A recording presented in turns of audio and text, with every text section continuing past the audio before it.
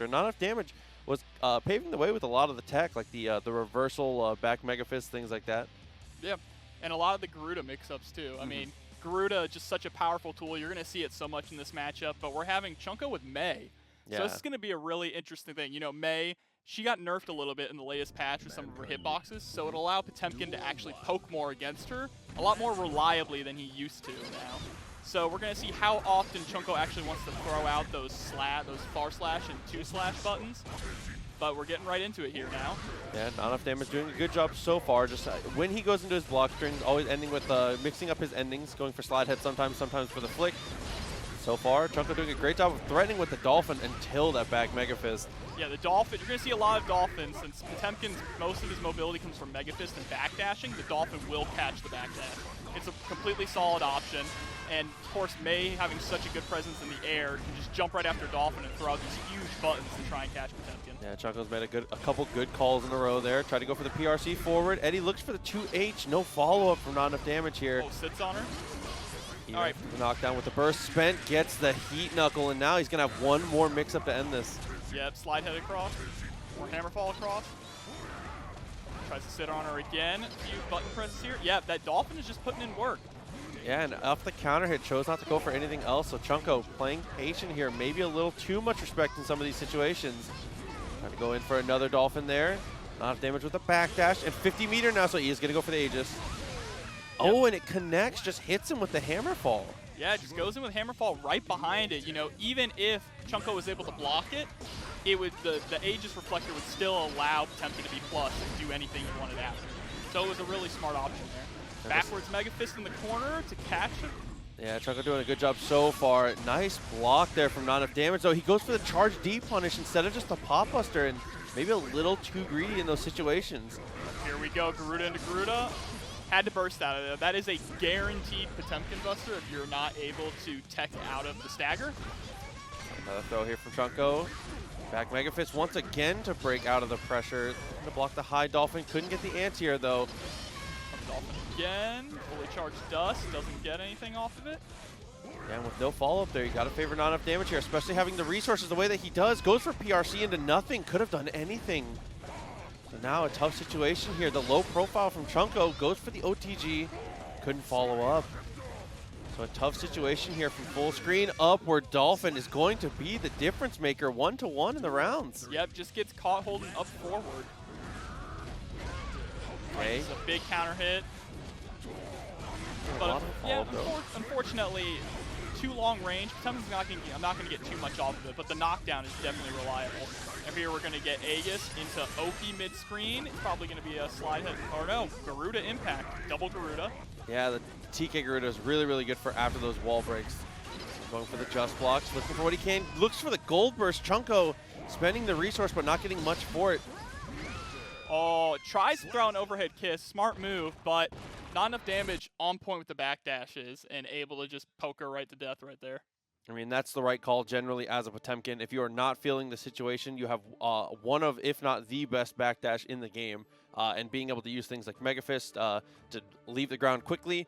Throw's not really a factor to Potemkin in those situations if they're willing to be brave enough. So great on Not Enough Damage there. And like you said, Chunko, the attempt at the overhead kiss is a good idea, but you just have to recognize that is a character matchup thing for sure, that Potemkin a lot of the times can ignore that throw. Yeah, Potemkin with 6 frames of invincibility in his backdash, he's going to utilize that a lot. He's a big guy, he can't move around a lot, so he's going to be backdashing. So it's something you have to really kind of watch out for on his wake up. It's an option that Potemkin players like to choose a lot. Okay, good burst there to avoid the knockdown. That was a deadly situation for sure. Yeah, definitely an early momentum burst. Chunko bursting there to not allow Not Enough Damage to get his game plan started. Okay, another good backdash out of a command throw. Not enough damage. Using the backdash to great effect here. And 6B's a Dolphin finally starting to get some work in on that. Goes for the low option there. Blue beat combo. Double Garuda again. I think that usually is the right call there, especially, getting that knockdown. And there it is, guaranteed. The pop buster to follow up. Not enough damage, just testing Chunko early. And that has been how he's been leaning into these mix-ups every time. Checking people with Garuda early on is like your meat and potatoes as Potemkin. It's so important to do. For sure. If they don't know how to handle Garuda, the match is over. Garuda, one of the most powerful moves in the game, honestly, and if you don't have an answer for it, the Potemkin player will eat you alive. They're just going to keep doing it. Chunko starting to jump in all the right places, though, being very evasive. And being very conservative with the way he uses his jump buttons. You're not seeing too much flailing in the air like you see from a lot of Mays. Close for the heavy slash to not connect on the way down. Not enough damage, still buying as much space as he can. Gets connected on by the far slash, but the trade always in Potemkin's favor because of those guts. A little too heavy to get the pickup there. Potemkin, one of the super heavy characters in the game. Dangerous, still eating up that meter. Good jump away, but then he gold bursts. Oh, the missed timing, and now not enough damage. One mix-up away once again. Hammerfall into the pressure. Stealthy got him out of trouble. Closes the gap again. Backwards, Mega Fist. Not enough damage. Consistently through the entirety of the lifespan of this game so far. If he does not respect your pressure or he thinks you're going to leave some kind of gap, you know he's jumping away with that. So smart.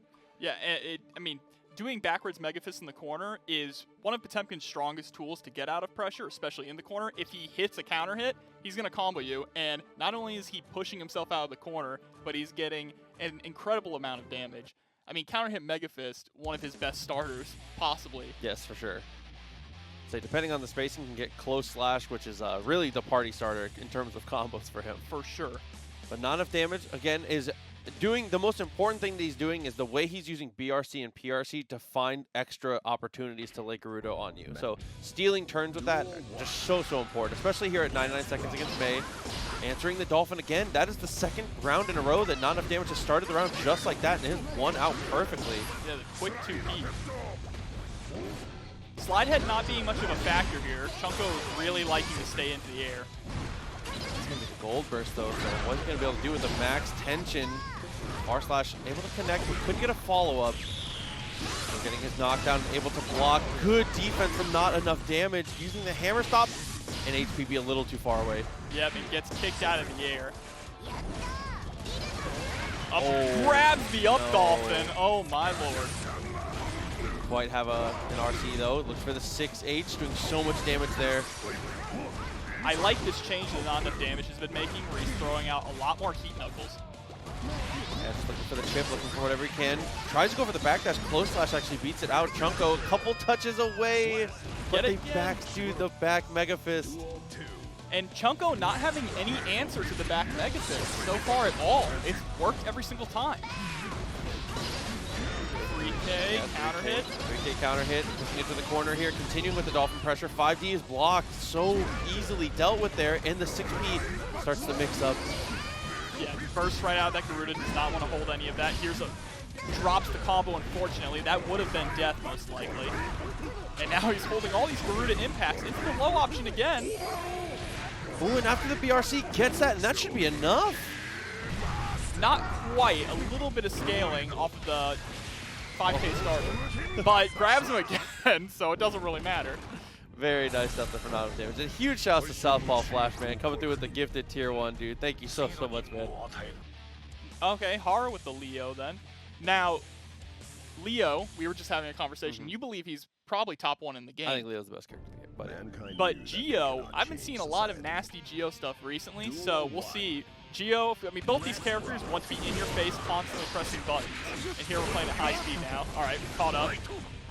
Okay, for the dash up 2D. Really, really nice from Romantic so far, but okay, the burst timing. Very good from Haruo. Romantic, yeah, 2D is going to be the answer in so many situations against Leo here. If he ever is playing neutral in back turn, you know what's coming next. So the super will break the wall. This is going to be a great situation here for Romantic. Yeah, he has many ways he can go and go straight for the overhead there. Just playing patiently. Try to give him a little bit of rope to hang himself there. Okay, try to go for the overhead, crosses up. Nice block again from Romantic, but how long can you deal with the Vortex here? There's the power bomb. Has RC if he wants it. Chooses not to. Understandable. Wants to hold it for the next confirm or the super. Missed his super there, though, so not actually going to kill. Romantic's going to get to stand up one more time. 200 meter available. YRC just wants to take the turn back, get the option, dash up throw. Say in that tick throw game there from Giovanna, probably the strongest character in the game as far as actually getting to make those work. I love the backdash too afterwards to try and bait out the DP. Big counter hit. Very nice whip punish there. One of the strongest things from Giovanna, so now the Vortex continues. Yeah, Leo's back turn stance so oppressive. Kind of whiffing though, and a great dash up. Romantic again, just taking great advantage of these situations when given. Holding the flash kick, working out very well from Haro. 2D is going to be a very strong option for both these characters. Oh, 2K whiff into... Oh, grabs the run through. Was ready for it that time. Yeah, working out very well. Optimal confirm there, keeping it shorter just to make sure that we end it as quick as possible now. So we have a safe jump coming through. Stuff him afterwards with the red RC. Good DP though. Haro back in control. Romantic gonna hold on to that burst. Yeah, holding it on to the next round here, saving that 50-meter too. Unfortunately, just didn't really see an opportunity to get to use it here into the final round. 2K starter from Haro and the 2K 2D DP, just a tale as old as time so far for Leo. The movement here from Romantic, able to just dash in and immediately block. Oh, dashes and kick bar slashes over the 2K. Yeah, doing a great job to get the whip punishes. Here comes a huge, okay, the opportunity gone because of the burst, and now with both bursts off the table, you have to play it safe and honest here. Romantic does have an RC available. 2D connects. Not going to spend any meter though. Spends the meter to cancel the DP into a run through. And here we go, last ride. Powerbomb looking for this. Okay, looking for the parry. Able to get the connection. Haro needs one more touch. Interrupted and no RC there from Romantic. Missing an opportunity. Oh, and Haro able to just close it out there. Romantic, I don't know if they believed in that hit, had the RC to be able to cancel it, but just wasn't ready for it. Haru's noticing that Romantic likes to backdash out of pressure and dash back in, waiting to hold on for that DP. The moment he saw Romantic twitch forward, he let the DP loose. Of course, very smart stuff there. So it is going to be the Leo going forward one game here. Romantic still playing very well, abusing the plus frames well. Maybe lean into the tick throw game a little bit more. I think a lot of the times Haro is going into these DP situations, and against a Leo that has shown you they're not afraid to DP, if you're timing your throws correctly, you can get you can throw the startup of that DP quite often. Yeah, and you're also not noticing a whole lot of drills or flip kicks from RomanticStyle here, mostly because Leo can just DP all those on reaction. And he has an incredible 6P as well, so you have to be careful about how you approach in the air, just in any facet. Yeah, so Romantic's going to have to rely on a lot of just plus frames and a throw game here. Gio with one of the best strike throw games in the entire roster. Okay, able to get the burst out also with the 2P, which is a huge victory. It's going to be YRC to push away and reacts to the FD with a throw. He's going to want to go straight into backstand from the corner there. Ford still having an RC here. Romantic looking to press. Goes off the frame trap. Yeah, trade in Romantic's favor, though. Yeah, and that's a very easy finish from that situation. Romantic playing that one textbook so well on the throws. Once he got to the corner, just never let up pressure for a second. Oh, the tick throw. The way that she moves forward with the dash forward 5K. Another overhead is going to actually get the burst out of Romantic here. Good jump over the fireball, though. 2K 2D DP actually gets baited this time. So Romantic pressing the advantage here all the way into the corner, and we are going to end up breaking the wall. That side swap is beautiful after the DP punish. Oh, and that is a safe jump there. I'm not sure if Haro tried to go for a DP or maybe just a wake-up button, but as any character like that, most characters off of the wall break with the super, if you leave them on the back and get those plus frames, will get some kind of meaty or safe jump. So you have to be very careful and aware of which characters get that. Giovanna gets a very easy, very safe overhead after that situation. Yeah, for sure. But we've got a 1-1. This is both players adapting really well here. Yes. Now, you notice there during that match, Romantic definitely switched it up a bit and started pressing more of that throw game, not just allowing Haro to DP out constantly. Yes. Making him think. You know, he punished some of those DPs really well, too. The next one. Early on, getting the command throw, Haro establishing pressure so well. For the stance cancels into the run-through. Yeah, just the tip of the run-through, too. Romantic doing a good job, though, getting the throw to interrupt and then getting the punish afterwards. Yeah, Romantic backdashing after that 2D, expecting, you know, the Leo special, 2D into DP. So after for that block string. Able to take control here. The DP gets the knockdown. There's the strike throw. Looking for the overhead is going to actually get bursted out. Romantic to try and make this round work. Your trade is tough. Goes for the run through. The overhead finally finds its mark for Haro. And Romantic has been so consistent on blocking those. Yeah, Haro is just pushing the offense right at round start every time. Oh, DP, this is going to be a nice little pickup into the corner. Yeah, going for those 5Ks. It's a good habit to get into. Romantic is using that combo because it builds a good amount of meter and is completely burst safe at all points. Safe jump yet again. 2D pressure, tries to go for press flames afterwards. This should be a kill. That is dead. You have the meter, do it. So now evening those rounds up, back and forth. Really like high octane matchup so far. And round start run through. Haro not stopping for a second, even with the throw to deter him. And Haru's been getting thrown out of run through a lot, but it is not scaring him. I think that's a good call, though. You can't get scared off of the things that make your character strong, even if they do get dealt with. That's a great PRC and a better punish. 2D can't get a follow-up. It's just going to try and steal the meter here with the FD, and another 2D to follow through. 2D going right over the 2K. Haro taking another one here. Very back and forth. 2-1 now. Romantic, again, is the adaptations are working very well, and when they are getting their offense rolling, it is incredibly hard for Haro to stop. But it's more getting that first hit. The first hit has been the most crucial thing because Giovanna can have some big struggles in neutral against Leo. Playing footsies with Leo standing is not easy. No, it's not. Especially if Leo is in back turn, too. It gets a little scary. Let's see if Giovanna's going to have to face her fears here. Romantic. Not looking deterred on any front, though. Still playing very confidently, which is important as a character like this. If you're playing like a rush-down frame track character, you cannot get scared off of your strength. Let's see how they follow up here, going into the next game. Romantic going back again at round start, like they have been most of this game. Okay, big plus frames there, choosing not to take any advantage. Tries to go for a backdash afterwards. Haro takes control.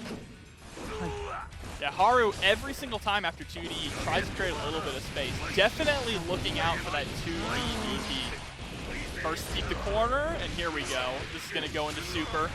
Yeah, breaking the wall, getting a great amount of damage down. It's going to have a safe jump here. Haru has to be careful about how he spends the situation. 50 meter available, wakes up with the super. No, that is a safe jump. This is going to be a big punish, right in the death. Yeah, that will be the end of the round there. Just, again, picture-perfect play there from Romantic once the offense gets rolling. And Romantic has gone for that safe jump, the same exact safe jump every single time after wall break. Yeah, safe is the most consistent way to go with it for sure. Trying to go for the stance cancels with the overhead. Romantic weathers the storm, gets their own knockdown. Yep, Romantic taking their turn by force. Trade perfect in Romantic's favor. Push Leo all the way into the corner. Oh, and another great tech. Throw game starting to get dealt with here. BRC into no follow-up. Still, Haro was able to get the frame trap. Yeah, Haru was not ready for that to connect. Gets thrown out of the run-through. Next hit will kill. BRC, here comes the burst. RC's and baits the burst. Romantic, very well played, but still not done. Oh, and another DP. Haro tried to take it by force. It's those situations where when you're on your back, especially right after a burst bait and you get to live, it can be frustrating. You feel like you need to take the initiative at any given moment by whatever means necessary. But Haru was able to sniff that out. I mean, Romantic was able to sniff that out and just walk back and allow Haru to hang himself there. We'll have to see again, though. 2-2. Going into the final game here. It's been very, very back and forth. I mean, if it continues at the pace it's been going, Haro might get to walk away with the W here, but Romantic gotta take 2 in a row now. We'll have to see, though. I mean, Haru is throwing out DPs with, like, reckless abandon and getting punished very hard for it. That could spell Haru's doom in this matchup. See, there's the fast RC, continuing pressure, good, knowing there wasn't a true block string. Strike throw is actually backdash there. Romantic with a great adaptation, and it has only seen that situation one time. Imagine only seeing the situation once, and the second time it comes up 2 games later, you already have the adaptation on board. Just ready for it. So Romantic going to try and continue to press this advantage. Haro has something to say about it. Good knockdown and pushes to the corner already. Yeah, Romantic actually choosing the option at round start to go forward this time. Oh, empty jump into throw. Oh, tries to go again, but gets thrown himself. Good amount of chip, is going to use the burst just to escape the situation. Good, knowing that it wasn't going to cross up, doesn't go for the throw. It weathers the storm, it gets a DP bait out of it. Oh no, so with the burst gone, this is not quite going to be enough to kill. Just there. Next touch will do it, and there it is. Dash forward 5K into 6P. Oh, and Romantic abusing the buffs there. For now, Papa Leo is going to be on the Jacko. I was mentioning this earlier when we were talking about it in like little prep. Papa Leo has been playing a lot of Jacko and has been one of the most successful Jackos that we've seen. But we'll have to see how it goes into the Leo matchup. It can be very difficult to get the homies established when Leo's doing what he does. Amok, yeah. And here we go. We got one homie out right now. Calls the homie back right away. Okay, jump backwards. Minion's not lasting for too long. Off the counter hit, just looks to get space. Bud tries to go for a throw and whiffs it. All right, wants to keep the corner here. Not really able to get the homies out. Keeps recalling them. All right, here we go. We're going to get some homie combos going on into the corner. 2 little minions out. This is going to be real. This is a very scary situation for Leo to get out of. Yeah, JD with a good idea. Goes for the counter hit, though. Looking to go for the run-through, maybe? No, BRC backwards. Positioning here from Papa Leo. Very well done. The super, is it close enough? Straight into iron. Oh, no, whiff. Now, that super, you can jump it after flash. So you can react to it. It's not guaranteed like, say, you know, who am I thinking of? Enos. Yes. Not quite that bad. Manic doing a great job so far, though, establishing again and not letting the minions really like pile up here. Papa Leo has found opportunities to have multiples out, but is prioritizing keeping the gauge full, which is a really interesting choice that we've seen so far. Oh, here we go, attacking with the minions full screen. Pokes the minion to death. Now, the minions can only take 1 hit if they don't have any armor on them, but Jacko has to spend meter to give them armor. That was a great backdash to avoid. And that knockdown and back turn, keeping it same side here. Papa Leo going to go through the wall. Tough situation. Has RC if he so chooses, though.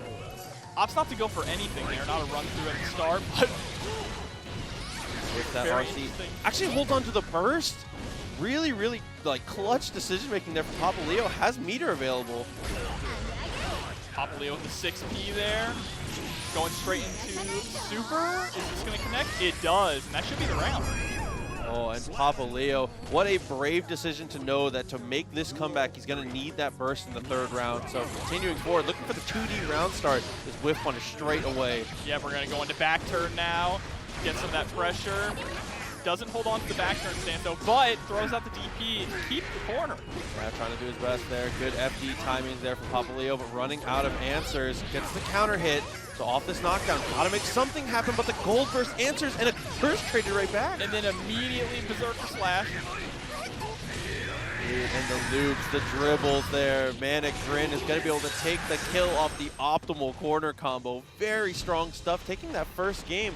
So Papa Leo, kind of unnoticed there after the first game with Jacko, but I don't think that a lot of that was Jacko's fault. I think it was a lot just Manic Grin making great offensive choices.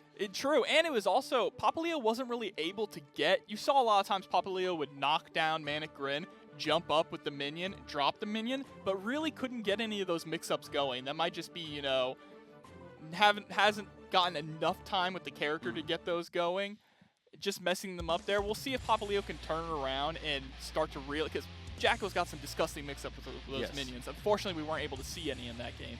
Love to see that, and Leo's Fireball, being a great counter zoning tool, is actually incredible at breaking minions. So if Leo ever has the space, he can kind of do the old school Axel approach of a long horizontal hitbox that hits everything, right? Yeah. Just shut it down completely, shut down any minion summon. And that's a great way to start, just like that, using that Fireball when he can. Leo going for the run underneath, the confidence on the movement from Leo. Looking very, very strong, and the jump back Fireball is a nice adjustment so far. Here we go, there we go. Starting to get the mix-up going, but drops it, unfortunately. Good situation though, half the gauge available. Goes for the drop, empty low. Party time continues. Oh, but wake up close slash, able to break out. Oh no, with super, this is gonna be painful. There it is, there's the super. I was waiting for that. Yeah, got him with the OTG hit, breaking the wall. Leo in big trouble here. Blocks the 2K, doesn't throw the run through, and there's another opportunity for Manic Grin. And Leo's going to hold on to the burst. Yeah, and one of those things that makes Leo so incredibly powerful with the back turn super picking up OTG, even wall breaking. One of the few characters who can do that. Ooh, that attack command. Here we go. The mix-up is starting. Keeping the corner here. The pressure can be... Oh, and baiting the burst. Just great to know that if you're able to stay still, able to not overextend there, you can get him to go for that DP. Every Leo will want the DP. PRC forward grab. Oh no, this round is absolutely not over here. Goes underneath. Oh, but the spacing from Papa. Just clips him right with the tip of her toe. Round start 2D again. Not really working out too much for Papa Leo. Got the confidence though, trying to go in with the low when they can. Good on the pressure. 5D, nice, but no minion follow-up. Tossed into the corner where he gets backdashes during the throw that time. Again, just waiting. Not doing anything, just holding down back and waiting for that DP. Oh, tried to overbait the burst though. Here comes the reversal super. Is it going to be able to connect? And it does this time. Not quite enough to kill. Anything will do it though. For the gold burst. Manic Grin, you can't blame him on that choice. Still has RC available. Chooses not to use it when they have pressure, though. And letting Papa Leo stand up and get away there might have been the death sentence. Manic Grin going to lose out on that one, and Leo's going to even the set count. Yeah, and that time you definitely saw Leo was utilizing the minions a lot more effectively. Yes. And especially baiting out those DPs just way more often. So much of Papa Leo's damage in that game came from baited DPs. Of just really just putting a minion out and then holding down back and waiting. Yeah, I mean, those are the situations that can be very tough. It's if you're going to go for a turn steal, you might as well go for the high reward option there. So Manic Grin, again, it's hard to fault the defensive choice there, but Papa Leo doing a great job of just the discipline, the patience of a monk to be able to relax there. Hey, I mean, sometimes when you have a DP, it's just a little too tempting to do it. Mankind knew that they can. But we'll see if Manic Grin will try and press the offensive right away here around start. Shouts to the homie Fabled Sandwich coming through for the 2 gifted tier 1s, by the way. Appreciate you a lot, buddy. Hope you're doing well tonight. Hope you guys are having a good night. And Jacko in a unique position where if she puts you in the corner, she can pressure you from full screen with her minions by giving them commands to attack and to parry anything you try to do to block them or to poke them. 6D, 2D follow-up. Oh, it gets a side switch off of it. It's going to have to be a burst here for Manic. Both RC spent. There's some Guilty Gear being played there for sure. I love the meter repositioning. And now if Jacko gets hit, the minions also go away. Whether or not the minions get hit or Jacko, even if she blocks, the minions will vanish. Papa Leo is getting so much mileage off of 6P and the conversions afterwards. Manic Grin still in this opportunity for the cross-up. Nice blocks from Leo so far. And a better tech, but can't get a follow-up after that. Oh, and Manic Grin is going to convert beautifully from that height. Yep, the basketball combos will take it. Manic Grin backing up at round start. Really interesting option for Leo here. Yeah, a lot of times it's working out. Him just being a little more passive, but another DP baited and another mix-up to come actually doesn't work out. Yeah, just jumps right out of it. Papa Leo really needs to tighten up these mix-ups. But another just raw super here. Yeah, good to break out of the block string there. If you think Manic Grin is going for something that's not true, you might as well risk it. And again, the 6 Ps here from Papa Leo. Sandwiched by the minion. But a gold burst for Manic Grin. Manic Grin, all you need is half a bar and a dream. Oh, gets another DP. This time he has RC, so optimal combo to push through. Not going to be able to use super to break the wall, so chooses not to. Oh, but the air throw PRC from Papa Leo, evening the rounds up once again. Again, same option here. Manic Grin backs off, creates a little bit of space, gets thrown while trying to run through. The fake out on the summon. Oh, and that same mix up again, converting with the D. Another minion called out, tries to go for the recall. Oh, and that was very slick from Manic. Yeah, faking out the overhead to go for turn back forward grab. Content to play the zoning game here against Jacko. He knows as long as the minions aren't out, there's no reason to overextend. She's not really gaining that much from the situation, but bursts a little too high. And look at this pressure from full screen, just throwing the minions. And the minions stay on screen, so if Jacko tries to run away, they will follow. Oh, and he finds the powerbomb once again. Manic Grin, despite the situation being full screen, 2 minions available, still able to get across, and not even using the fireball game, just really just putting his body into the minions. Yeah, and then just going straight for the command throw. I mean, I think that is a good call that a lot of people have been going for, is just kind of not necessarily ignoring the minions, but rather favoring the fact that it's less about clearing the minions with individual hitboxes and more about I can just street sweep all of them if I hit Jacko, right? Yes. Looks like Papaleo is actually going to swap onto the Mei here. He said no more dilly-dallying, which is this is actually a very hard matchup for Mei. As far as hard matchups for Mei go, because there's not a lot of them, Leo is definitely on the list. Yeah, you know, again, DP is such a strong factor in this. Whether or not you're DPing the Dolphins, whether or not you're DPing the follow-ups after blocking Dolphin, it's something that Papaleo really needs to watch out for. Oh, run up air throw. Confidence here from Leo. Close options afterwards. Looking for the turn steal. Couldn't get it. Manic Grin gets on the offense now. Hops on to go for a run through. The stance cancels. Good up Dolphin for pressure. Doesn't go for any OTG follow-up, and what a whiff punish. Yeah, Manic Grin, there it is. I was about to say, Manic Grin noticing that Papaleo is ready for this is going to be, oh, he definitely wants to burst out of that. That would have been death if there was no burst there. So I can understand it, but Manic Grin has a long way to take this back now. Look for the throw afterwards. Couldn't get the follow-up. Good block there. Counter hit actually goes in Leo's favor. He gets another one, and Leo's going to have to burst there. RC nothing. Up Dolphin to get out. Papaleo on point with throwing these run-throughs. Yeah, have to be a little more careful about how we use the tool. The heavy Dolphin runs up afterwards. Overhead kiss. What is going to be the follow-up? Yeah, but gets the run cancel on that button. Mei with one of the run cancelable 5Ks there. 2K pressure. Trade goes out. Wakes up with the super. Very nice. Tries to go for beach ball Oki, but gets the up Dolphin instead, straight into the combo. And that is a great call there, especially with Manic Grin, especially against Jacko, was going for a lot of super jump out to try and use that the just game mechanics to be able to escape there. Super jump into like an air dash, things like that. Dude, going for the heavy up Dolphin specifically to go all the way up to get the catch, knowing the counter hit was going to work out. I really, really like those choices from Leo. That was just a masterclass on corner pressure as Mei.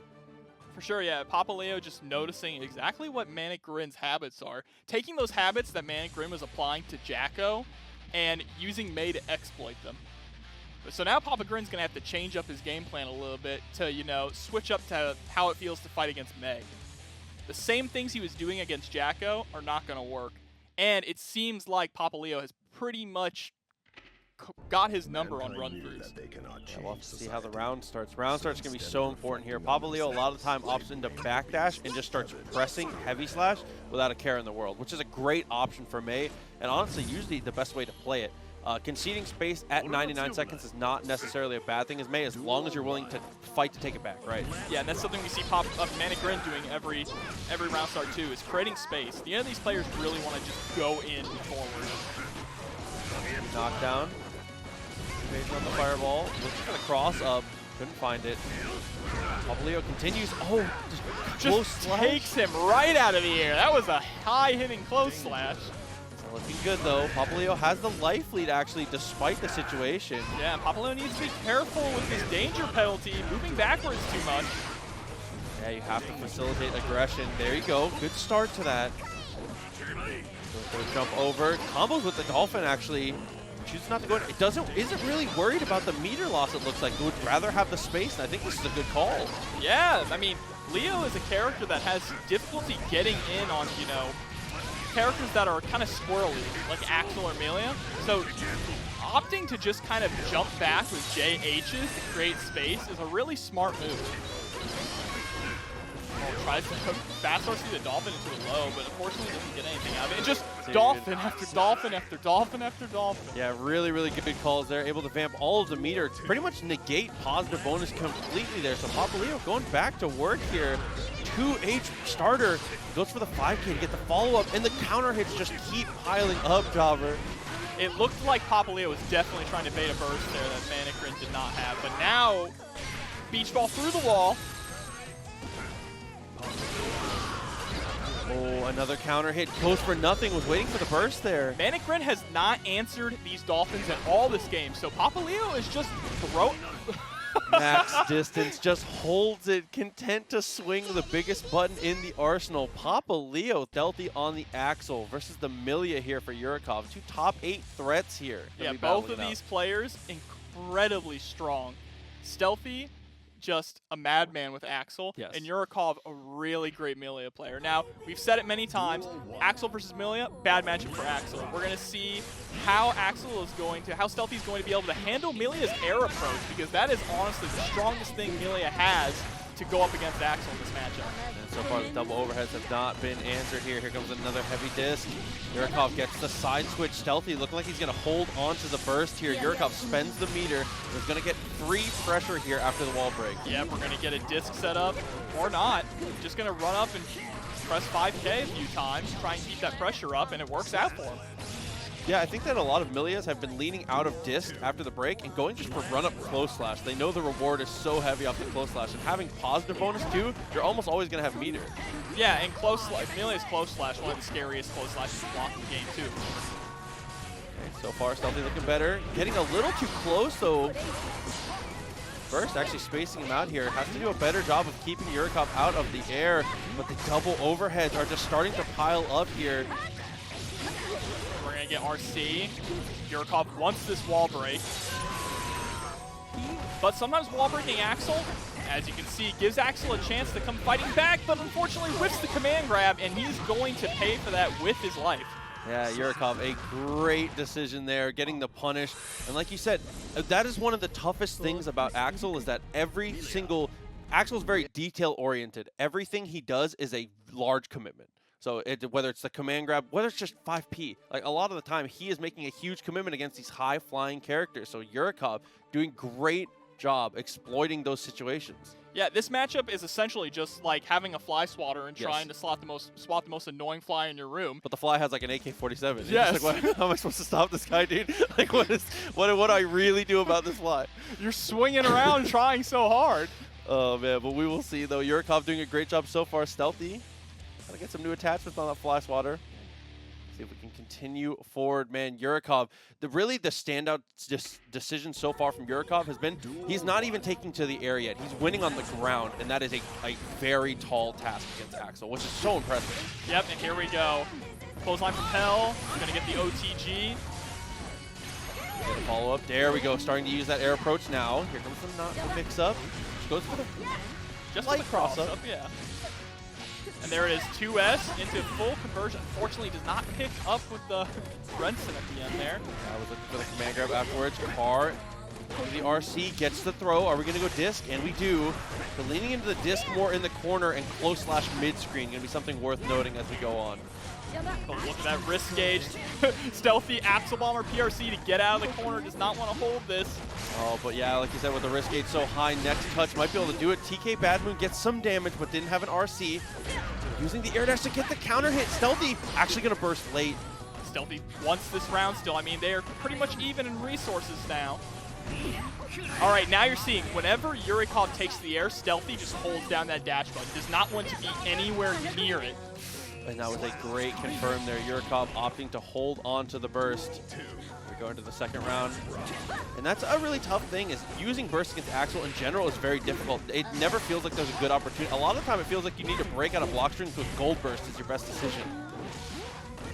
With that throw, keeping it in the corner, gets the quick overhead and has meter to break if he wants, but is going to choose to hold it here for neutral.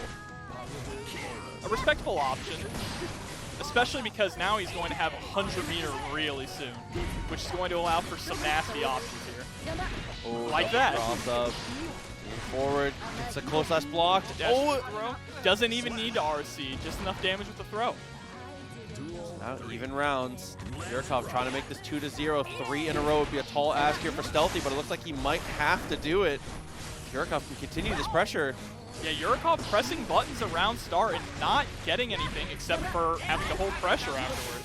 Triple overhead and blocks the gold burst, gets another overhead shot, but another tech. Stealthy's defense is doing fairly well, but you can't block forever. Oh, and ends it with the first fake disc that we've seen all set here from Yurikov. Yep, the delayed disc into throw to take the game.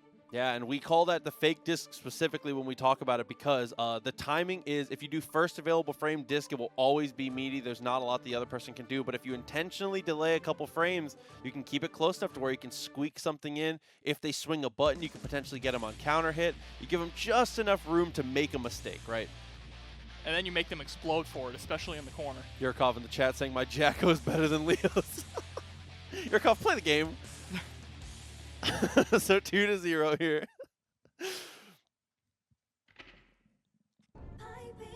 Duel 1.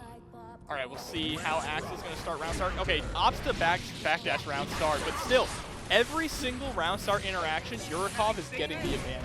Ooh, and another throw. The confidence from Yurikov is really starting to add up here. Gets the close slash to actually anti-air the backdash. Fighting back a little bit here. Does get a rinse in, but can't buy much space afterwards, even with the gold burst block. And Yurikov doing a good job avoiding. Oh, puts himself in the corner. This is not a good situation, but blocks the 6H. Knockdown 2K 2D, double overhead on the cross-up. That's going to break the wall with the projectile. Yep, here we go. Yurikov's going to run up and get pressure. Close slash, tries to backdash, but gets caught by it. FD from Stealthy works out, looking for the overhead again. Good pressure away. Oh, he actually goes for Snail. Is finally starting to mix that in a little bit. And it's kind of baiting Yurikov into jump a little more. That was an unfortunate command throw. It wasn't going to catch.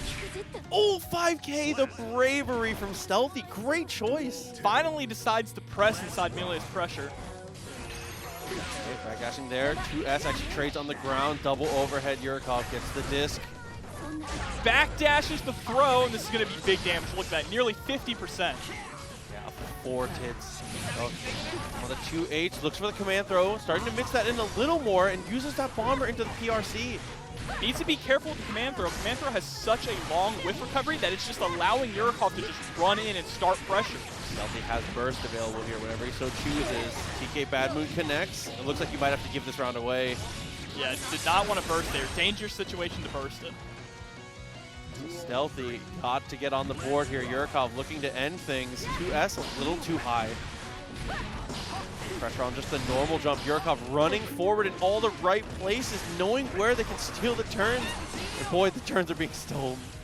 They are. Stealthy is just unfortunately not really having any answers to any of this pressure. But again, with the backdash on the throw, that is something Stealthy is starting to get down really well, is backdashing when Yurikov wants to throw. TK Bad Moon into RC. Gonna be able to live the situation, but not a great one here. Blocks the low afterwards. Yeah, 2 lows there. Axelbomber PRC to get out of the corner, but it might not save him here, and there it is with the light disc. Dude, Yurikov just doing such a great job in all of those situations. A quick little transition into Millia here and there, Millia. but leaning into Soul. And Soul is a character that I still enjoy seeing. Still a very strong character despite any amount of buffs or nerfs. The nerfs just making Soul a lot more interesting to fight against. Yes. And, you know, Soul players seem to be pretty happy with the changes. A lot more interesting to play. But Maigo is going to come in here with May and block the burst right away. You're straight into a wall break here.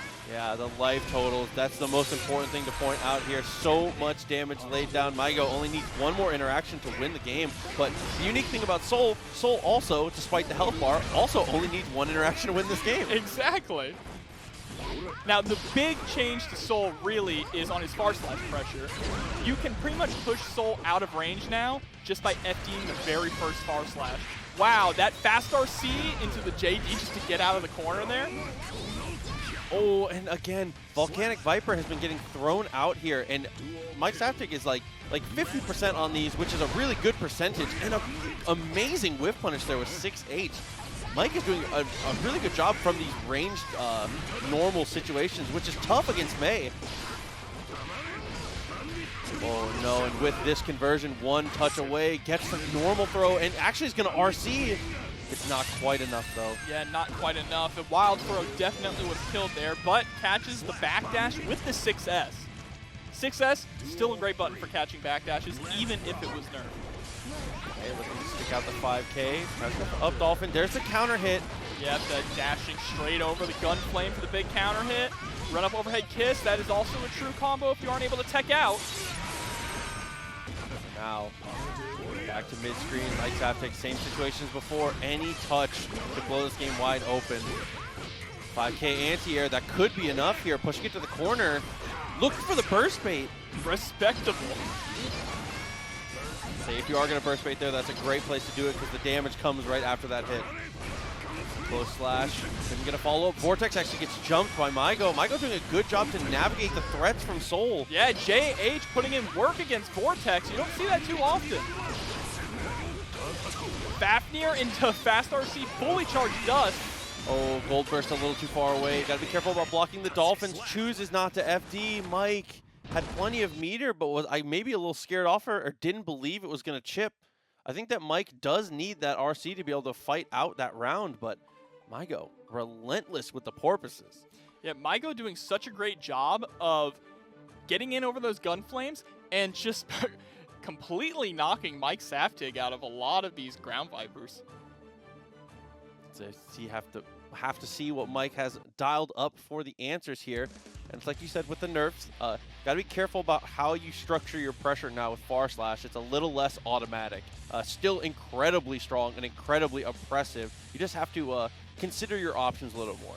Yeah, I mean, they definitely made Soul more, you have to think a little bit more. I mean, he's got new 2S. The new 2S is very strong for pressure. We haven't seen too much of that from Mike so far, but we'll see if he'll incorporate some different options here. Yeah, it can be hard against May. 2S doesn't really have a place against a lot of the bigger normals that Maigo is representing. Yeah, and you're seeing Mike back up and throw out a lot of these fireballs, these gun flames, to try and like call out if a Dolphin's going to come forward so it can catch.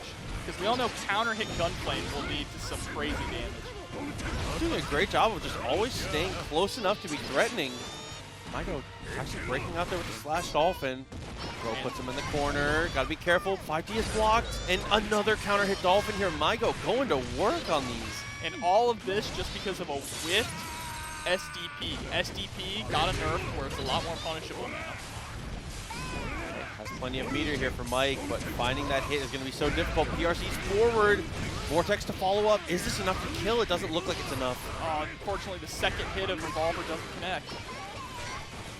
Great timing on the YRC, waiting for the Bandit Bringer to make sure he can push him away. On Flame actually trades out. Didn't get the dash though. Mike needs one more touch, but finding it so difficult. Yeah, Maigo's movement, utilizing these movement options so well. With FD breaking and with May's air buttons. Oh, that was absolutely punishable there from Mike. Maigo kind of drops the ball on it, but Mike a perfect pickup afterwards. Very lucky I was able to pick up blocks first, yeah, right away. OTG 6H. Yeah, we're looking for the beach ball follow-up. 5K anti-air, everyone's favorite thing to happen. Yep, right into Fafnir wall break for a quick 50% of your health. No big deal. Oh, isn't able to pick up after the dust, but it's not going to matter here. This should break the wall into super. There it is, Tyrant Rape.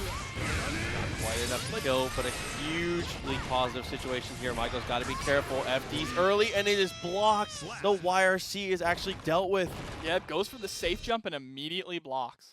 And that's just a good percentage play there from Mike. Mike can try and be greedier and try and steal the turn there, knowing that he has the life lead that he does. But Maigo has very consistently represented YRC in those high-pressure situations. So knowing that it was going to come out, going for a low hit-stun move and being able to down back out of it, just really well-calculated, good read from Mike. Yeah, and on the flip side, too, having that such of a big life lead, Mike wasn't pressed to really do anything. Nope. He could just kind of wait and see what happens, you know. He's got such a high life lead. He only needs one more touch to win. It's no sweat.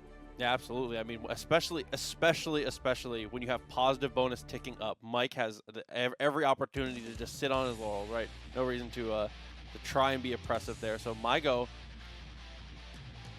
with the even set count here, still feeling like the momentum's a little in Mike's favor here. Maigo's going to have to make some adjustments and quick. Yeah, the pendulum is starting to swing a little bit into Mike's favor. So we'll see getting into this one. So Mike's big adjustment so far has been a lot more of the S Volcanic Viper, trying to go for punishes on preemptive Dolphins. That time, Mike opting not to burst after getting hit with the counter hit JH.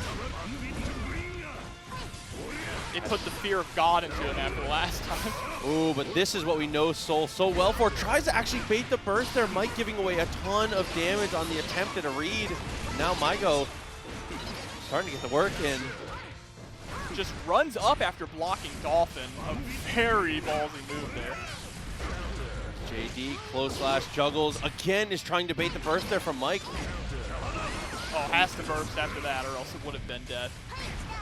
I love the way Maigo is using May's air options here. Oh, and Mike kind of lost that round on 2 big attempts at a burst bait, just going for close slash twice and then not following up. Maigo is doing a great job of being disciplined on the trigger when it comes to that resource. Look at that. 5D. The JD and the back air dash counter hit JH. Where'd your life go, man? Good anti-air and a good 2D knockdown. Wild throw follow-up. This is going to be a side swap. We're going to get into that wall break. And the new buffed wild throw, incredible. Such a great tool for Soul now. Yeah, half the life gone off of that. There's that clean hit DP. Anything else that we can find here? Vortex actually connecting. And goes straight into super. It's so smart. It's the only way to guarantee that that burst was not going to work out if Maigo so chose to use it. All right, both players backing up around Star here, creating some space. OTG into beach ball, but Mike's going to jump back. Does not want to hold any of this. Close slash. Burst out after the Dolphin. Smart stuff. 2S, no follow-up. And another great anti-air, though. Mike definitely being a lot more careful with these gun flames because he's been getting hit very hard for throwing them out willy-nilly. Maigo had to burst there. That was a dead May for sure on that situation. 50 meter available here. Mike on any counter hit will delete the rest of this life bar. Right, he's got the pressure situation going on right now. Close slash 5H frame trap, but Maigo doesn't bite. Oh, and jumping 2D. No, can't get a follow-up. Mike having to use his burst now. Vortex to close the gap. Oh, and the stagger pressure. More gun flame. Oh, close slash. Just raw counter hit close slash will definitely end that game. Yeah, and Mike did a great job in all of those situations to represent close slash so often. And then that one time he does delay, it looks like a wild throw. He's used wild throw exactly once the whole set, and it was that exact same setup. So duplicating the setup to make Maigo bite, and that's kind of a respect mix-up too. That mix-up only works if you recognize that Maigo's the type of player that can see something once and react to it the second time. For sure. That is definitely part of the strike throw mix. You know, Soul, we were talking about how Geo has some of the strongest strike throw in the game. Soul has the strongest strike throw in the game. Yeah, if Geo's in the conversation, Soul is the topic. Like it can be really, really difficult. Either one there would have been a death sentence, whether it had been a throw or a close slash. Let's rock. Mike will try and close this one out. He's really aggressive with micro dashes so far, trying to get some real estate when he can. Maigo does a great job with FD breaking, though, to always stay mobile with May, but, oh, getting a little too close that time. Unfortunately, the back air doesn't pick up. Okay, 6S into the gun flame, couldn't get a follow-up. There's a great anti-air pushing through, and he's actually going to burn the meter. Pickup. Wow! Okay, follow-up with the RC. Mike going to choose to burst. Yeah, Next Mike hit. Oh, no! Mike's feeling it now. He's going to get the plus frame to the Fafnir, but doesn't decide to go in too hard. 2S counter hit, following up with the Dolphins. 50 meter available for Mike. How are you going to use it, though? Maybe Vortex? Yes, he does. And there it is again, using the close slash, and instead of following up because he saw the FD, just chooses to run forward. With punish with the 6H. Oh, that is a big 2H counter hit. Going to swap sides, put Mike in the corner, but Mike's able to get out and put Maigo right back into the corner. Yeah, the 6P working out really well. Good anti-air with the 5K, has plenty of meter here, so the wall break with the super is inevitable. He actually does not get the super, and now Maigo back in the driver's seat. No meter available, but this is a huge win for him. That was a really unfortunate input error there. You definitely know he did not want to do a throw. Look for BRC forward. Here's a good call. Vortex trades, didn't have any meter to spend. Next hit is going to do everything here. Both players have burst available. Mike one touch away from winning this set. He lives it. Just not quite enough damage to close it out there. High stress situation, but good old run under 5P. Reliable. Yeah, a really good call there with the 5P from Mike. Able to take it down 3-1. I think it's going to be more about, does Romantic know that Remy can low profile all this stuff? Because I feel like usually things like that, very nuanced matchup pieces like that, are usually, I think, tougher for the player who does not, whoever's reacting to the defensive option can be difficult, right? Yes, but we did notice that Romantic is not a stranger to not using those specials. Yes. In the last game we saw him on, he did not throw them out at all. So we'll see how he handles it this time. Brenton just goes for the cherry bomb afterwards. Follow up. There's the knockdown for Romantic. So now, party time finally starting, and Remy gonna burst early, not willing to play that game. So you see how these box dashes are just not allowing Gio to really get in under those JSs. Trying to get the backdash. Good FD. Romantic reacting to the FD. Goes in for the spiral arrow. Plus frames. Continue the pressure on. Plenty of meter now. Next touch will certainly kill. Yeah, using those spirals is kind of like a semi-beady to really press the plus frame advantage. That was a very cool looking combo. I love using the flip kick to get the pressure to keep it on the same side. Gio's so stylish. So jump S and 2H looking a lot the call for Remy here. Goes for the safe jump. Doesn't overextend, just goes in the block string and then snail just to escape. Yeah, Remy playing very patiently here now, just trying to keep that sweet spot of right in 5S range. A little too close that time, but it's still okay. Dealing with the using his movement sparingly, which is a great call. Close slash, jumps away with snail. And the wrist gauge getting kind of gone for Romantic. But Romantic able to call out the 6P flash. Well, here comes the super. It gets the counter hit. Remy had already committed to the 2S attempt.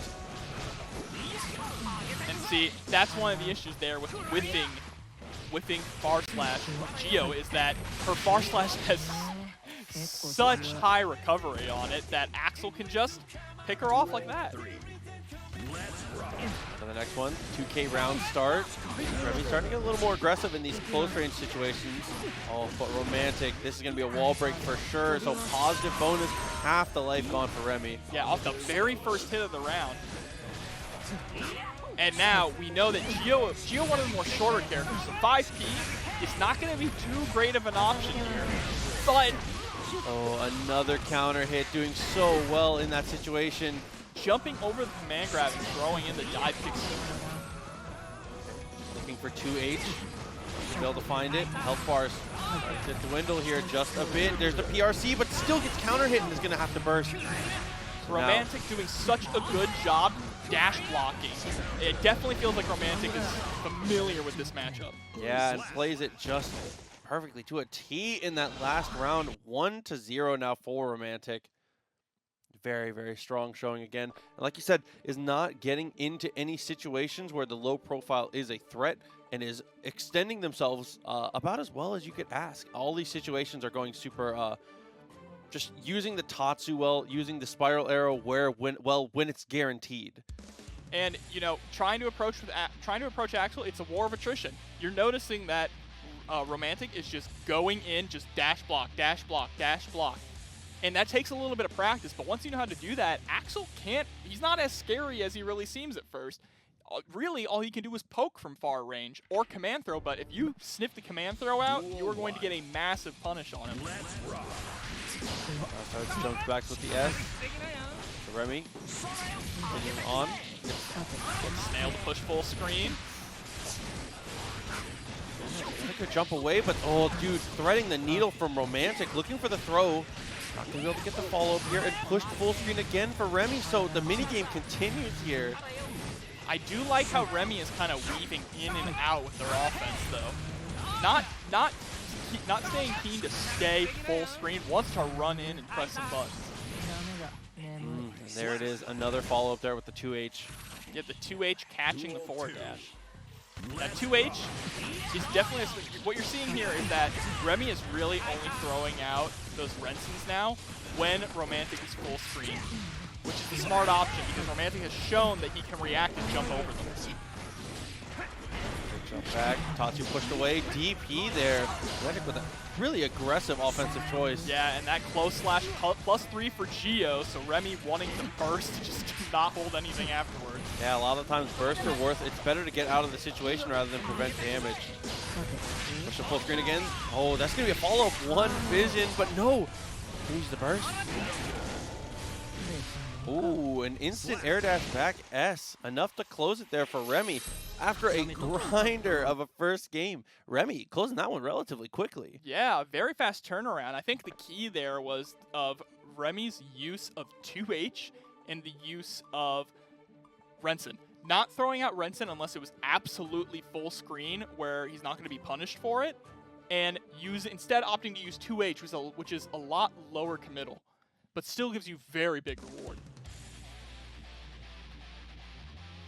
Now we'll see what they do at round start here. Of course, Remy's probably going to want to move backwards, and Romantic's going to want to push in the offense. Really, all it takes is one knockdown to keep the momentum going and not allow Axel to breathe. Yeah, and it makes it even harder when Remy understands the gravity of the situation, bursting on blocked normals. That's a power that is hard to come by. That is a please, sir, get away from me. Good instant air dash back, maintaining space well, and Remy is protecting space not only with ranged normals, but dashing up in the perfect places, looking for close slashes, but kind of bites him on the ass there a little bit there. Romantic getting the punish. Counter hit, no follow-up, though. Yeah, unfortunately a little too far away for Snail to connect. Renson would have been the better choice there, but probably didn't have it buffered in. 2S gets the throw after the PRC. There's a safe jump. Little delays on the block string, and then just backs up. Open to concede space, has so much room behind him, a lot of real estate to work with. Yeah, unfortunately not able to confirm off that 2S, wasn't ready for it. Oh, dash of DP.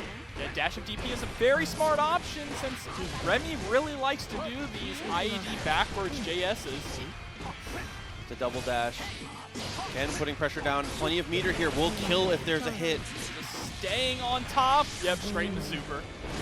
That's another strength of the multi-hitting normals here from Giovanna. Much easier to confirm than a lot of other characters. You have so much time. Over the the far slash rather, round start from Remy. Remy with a micro dash to space that one.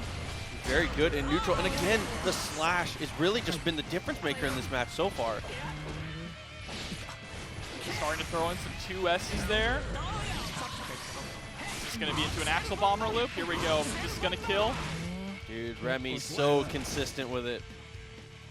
An Axel Bomber, TK Axel Bomber, not easy to do. So that is some clean execution. 2H, good on the far slash. Remy is using that button. Look, the amount of utility on that Swiss Army knife far slash. Oh, but now Romantic starting to bait it out just a little bit. Gets some plus frames. Get a follow-up though, just looking for 2P, 6P. Yeah, and Romantic just allowing Remy to slip out of the corner there, but it doesn't really matter. Catches him with the dive kick. This is going to push him all the way to the other one. Oh, and Romantic looked like he was trying to bait that burst there. Actually went for the jump. Remy has to be so careful here. The first flip kick in neutral that we've seen. And it wins the round. Romantic winning the game off of that decision. The first time that we've seen not even this set, all tournament, them go for that in a mix-up situation rather than a confirm. Pays out beautifully. Yeah, perfectly. Led straight to the win. And now we have a 2-1 situation. Romantic here sitting on game point. Just needs to win 2 more rounds. But Remy played that incredibly well, too. Say Remy has definitely been playing just out of his mind all the way through. Again, the far slash has been the button of note for me. Remy is just using it to great effect. Romantic has started to adapt, though, to that situation. Remy needs to be a little more careful and I think a little more instant air dash back S, maybe? Yeah, and, you know, Remy is also not really calling out Romantic in the air, just kind of allowing Romantic to kind of jump in.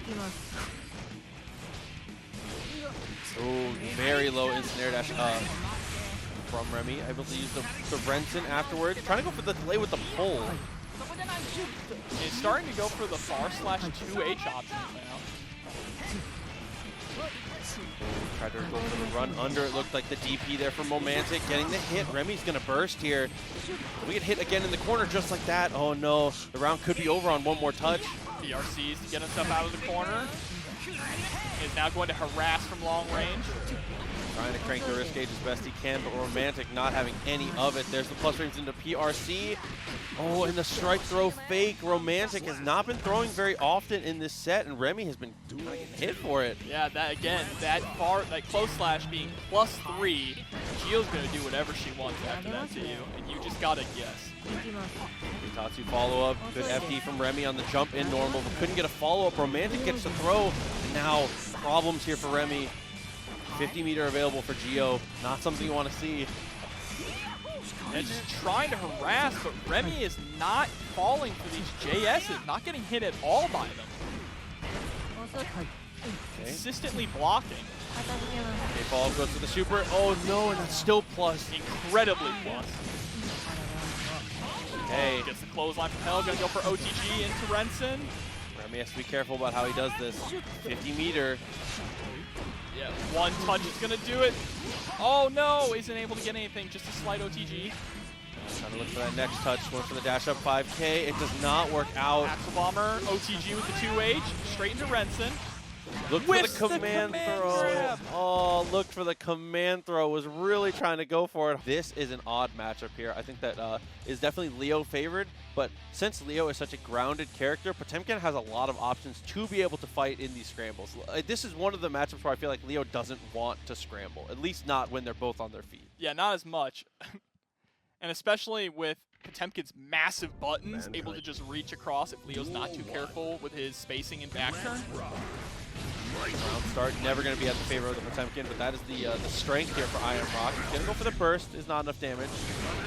Yeah, you're going to see a lot of run-through from Leo in this matchup, as long as not enough damage doesn't have any answers to it. 2P is going to be one of the best things here as well, to be able to check not only run-throughs, but just in footsies, being able to stop a lot of the things that Leo wants to do. Here we go, RC run-through, block, he's going to go for some back turn, unturn, gets caught with the close slash. Yeah, backdash, another amazing option in this matchup. Goes for Gerudo, actually gets the tumble there. Yeah, 2S into Garuda, does juggle. Okay, good FD there. 6K trying to abuse the buff, was a little too close to get the plus frames that you need. Yeah, the 6K buff, very strong for Potemkin, so we're going to see a lot of that now.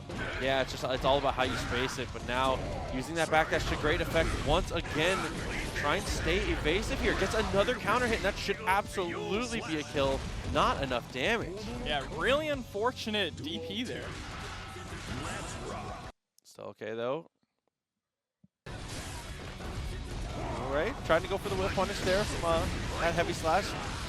The just block is good, but converts out here. Not enough damage. Oh, not against Wally, but gets the Garuda into BRC, empty jump. What a block there from Rock.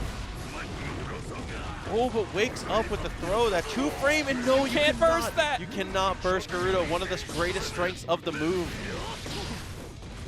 Now another nice backdash, has the meter. You want to talk about a Swiss Army knife move, that would be Garuda. Oh, and jumping heavy slash is just far enough, so not enough damage. Off the back of a couple good Garuda reads and a really nice reversal throw, is able to lock down that first game. I Am Rock playing very well, though. I think a lot of the decisions are very smart, is playing very informed on the matchup, clearly has played a Potemkin or two. Yeah, here or there maybe, but, you know, not enough damage, just sniffing out everything he wanted to do there, blocking the DPs, or just not even getting hit by them at all. I believe only one DP connected that entire game there. I say, which is a huge feat for sure. I mean, Leo is a character that is going to let that rip quite often. Is one of his strongest reversal tool. It is his strongest reversal tool, and it's just great to put people on notice. As a character like Leo, when you are such an offensive juggernaut, doing whatever it takes to get off your back is usually the right call. So I Am Rock rolling the dice, but in a very informed, good way, to be honest. Yeah, but unfortunately, if you're not too careful against Potemkin, he will make you explode for whatever you do. So again, round start DP actually gets punished, not enough damage. Looks for the burst bait. Iron Rock not biting on it. Oh, big old 6H into the corner, Potemkin buster. 6K Garudo. Oh, he just close slash Garudo. I like the idea a lot. And actually he's going to get his burst. Iron Rock is going to hero. He thinks he can take this. I respect it. All he needs is a dream. Here we go. Overhead, run through. Oh, gets to the burst to keep the corner. Oh, so getting the burst there is a big win from Rock, but I was really surprised to see him hero like that. It was a good attempt, though. If Leo's on his feet and has any amount of meter, he's in the game. And there we go, another round start, 5P run through. Now you notice this Potemkin's so big that 5P does reach a round start. Okay, trying to go for those stance cancels. Amount of damage, looking for footsies where he can. And that is one thing in this matchup too.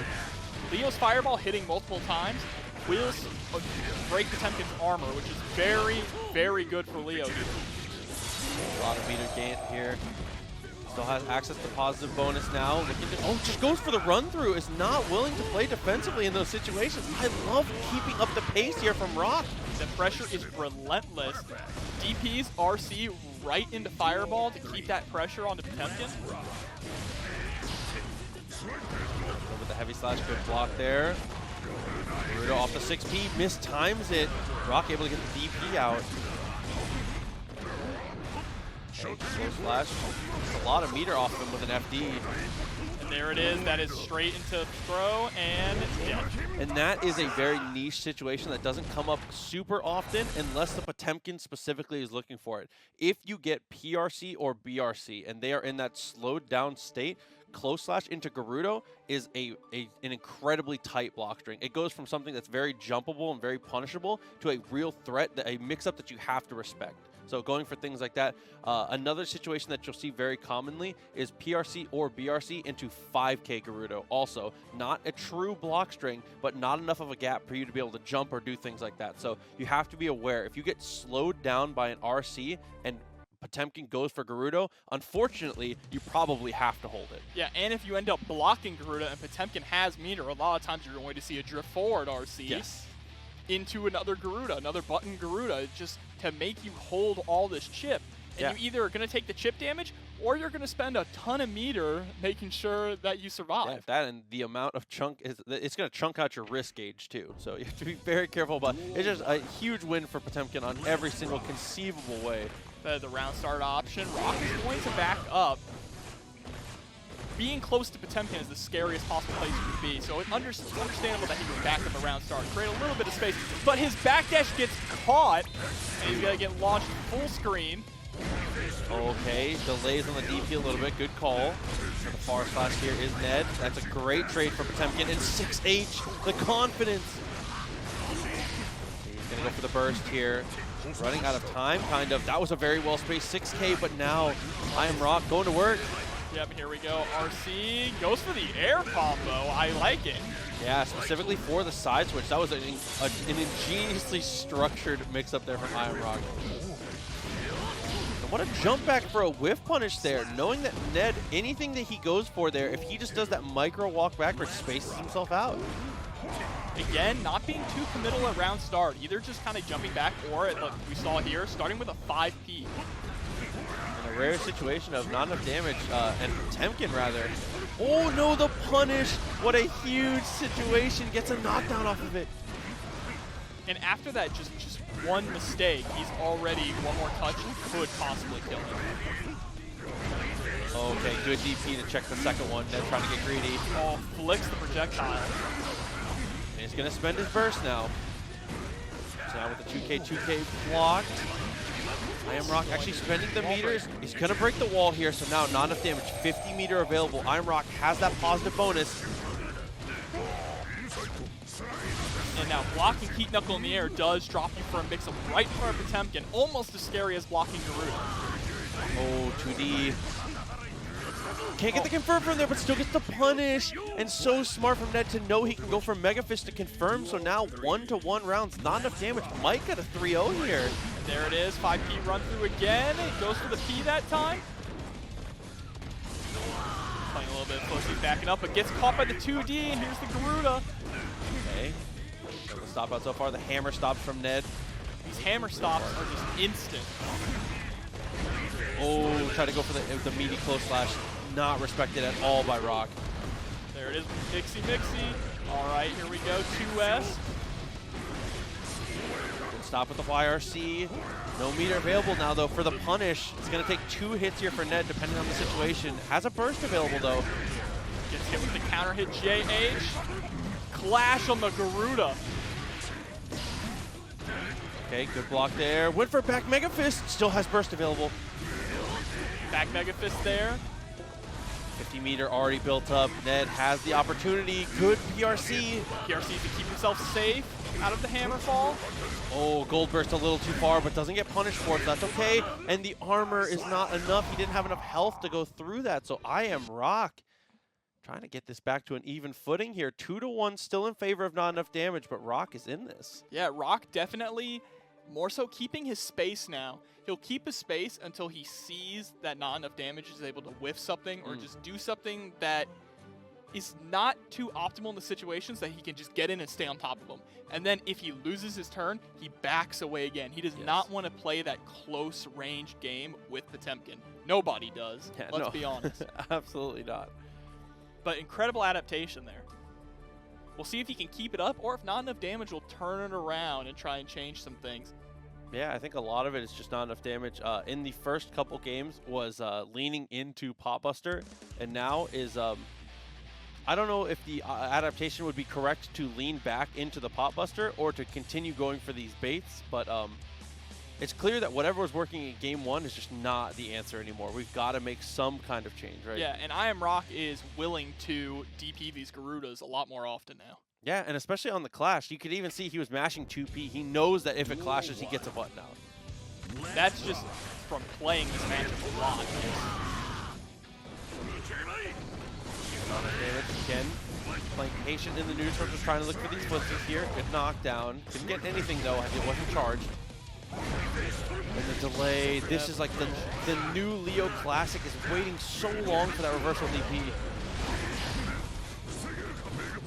Tries to go for the 6H, maybe trying to catch his jump frames or the backdash. Here we go, 2S Garuda, gets the sweep. Garuda again, flashes. Oh, he mistimed his punish though. Unfortunate whiffing that Potemkin Buster, that could have been it. Conversions actually bursted there. Oh, it just goes straight away with the slash, just following up. Not afraid to whiff punch with it.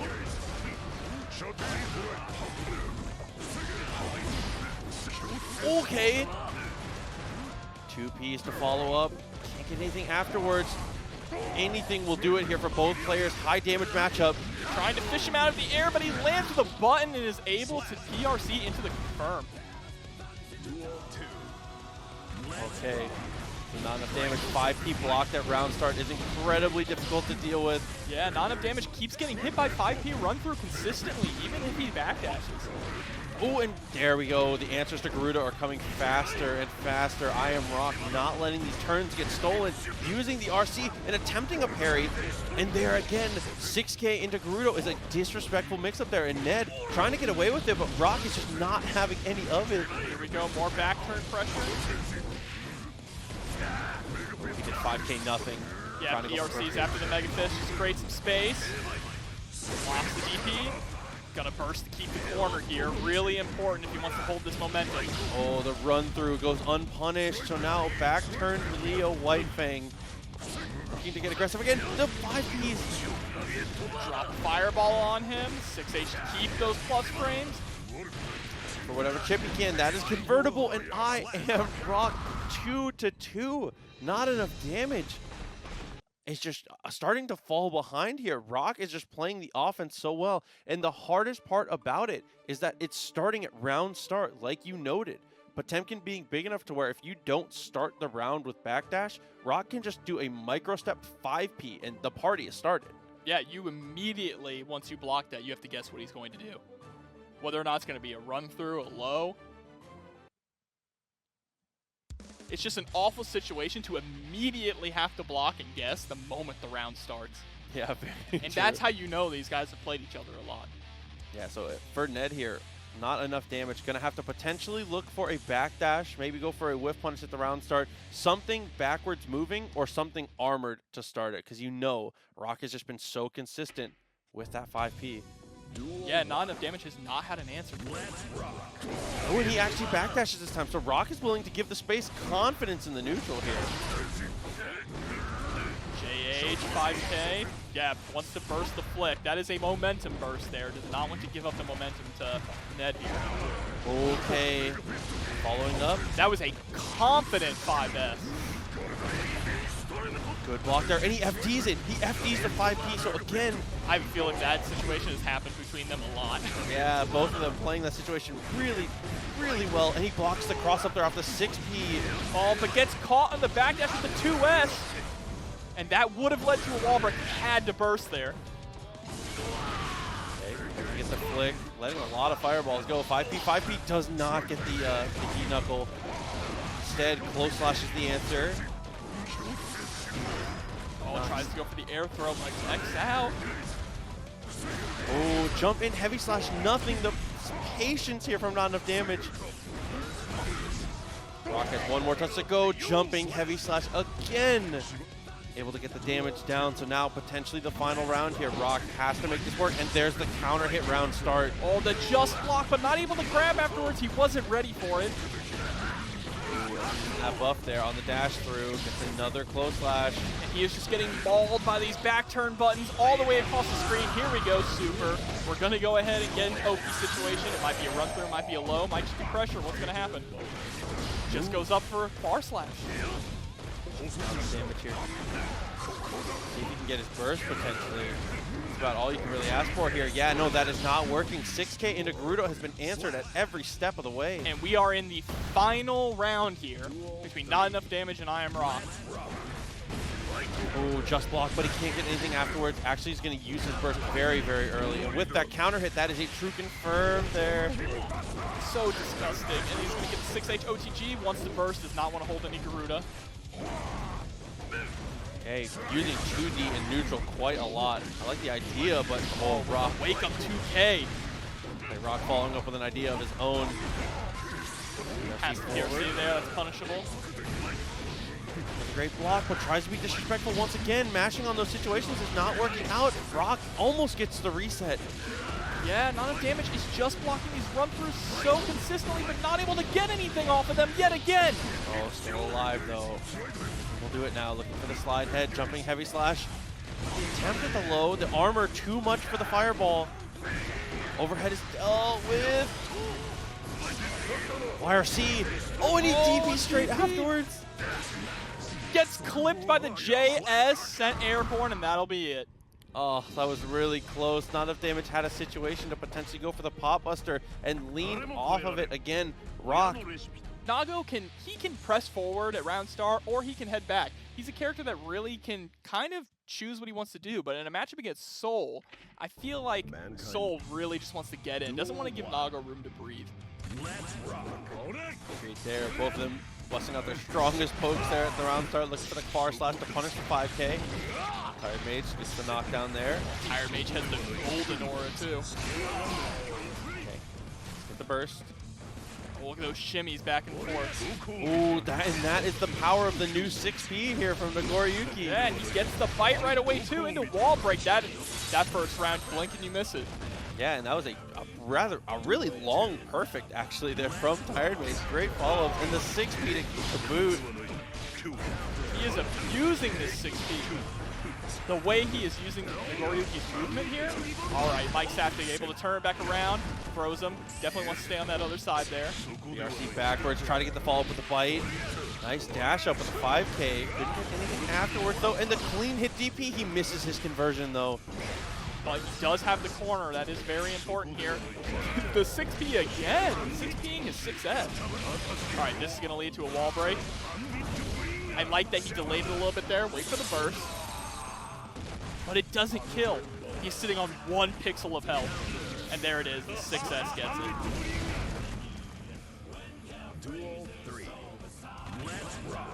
Okay. Oh, nice punish there on the far slash. Yeah, walk back Beyblade. Oh, this is going to be a nice pickup. Drops the far slash there. Off that counter hit. Fafnir pushes it farther forward. Okay, TiredMage sticking up buttons at the right times here.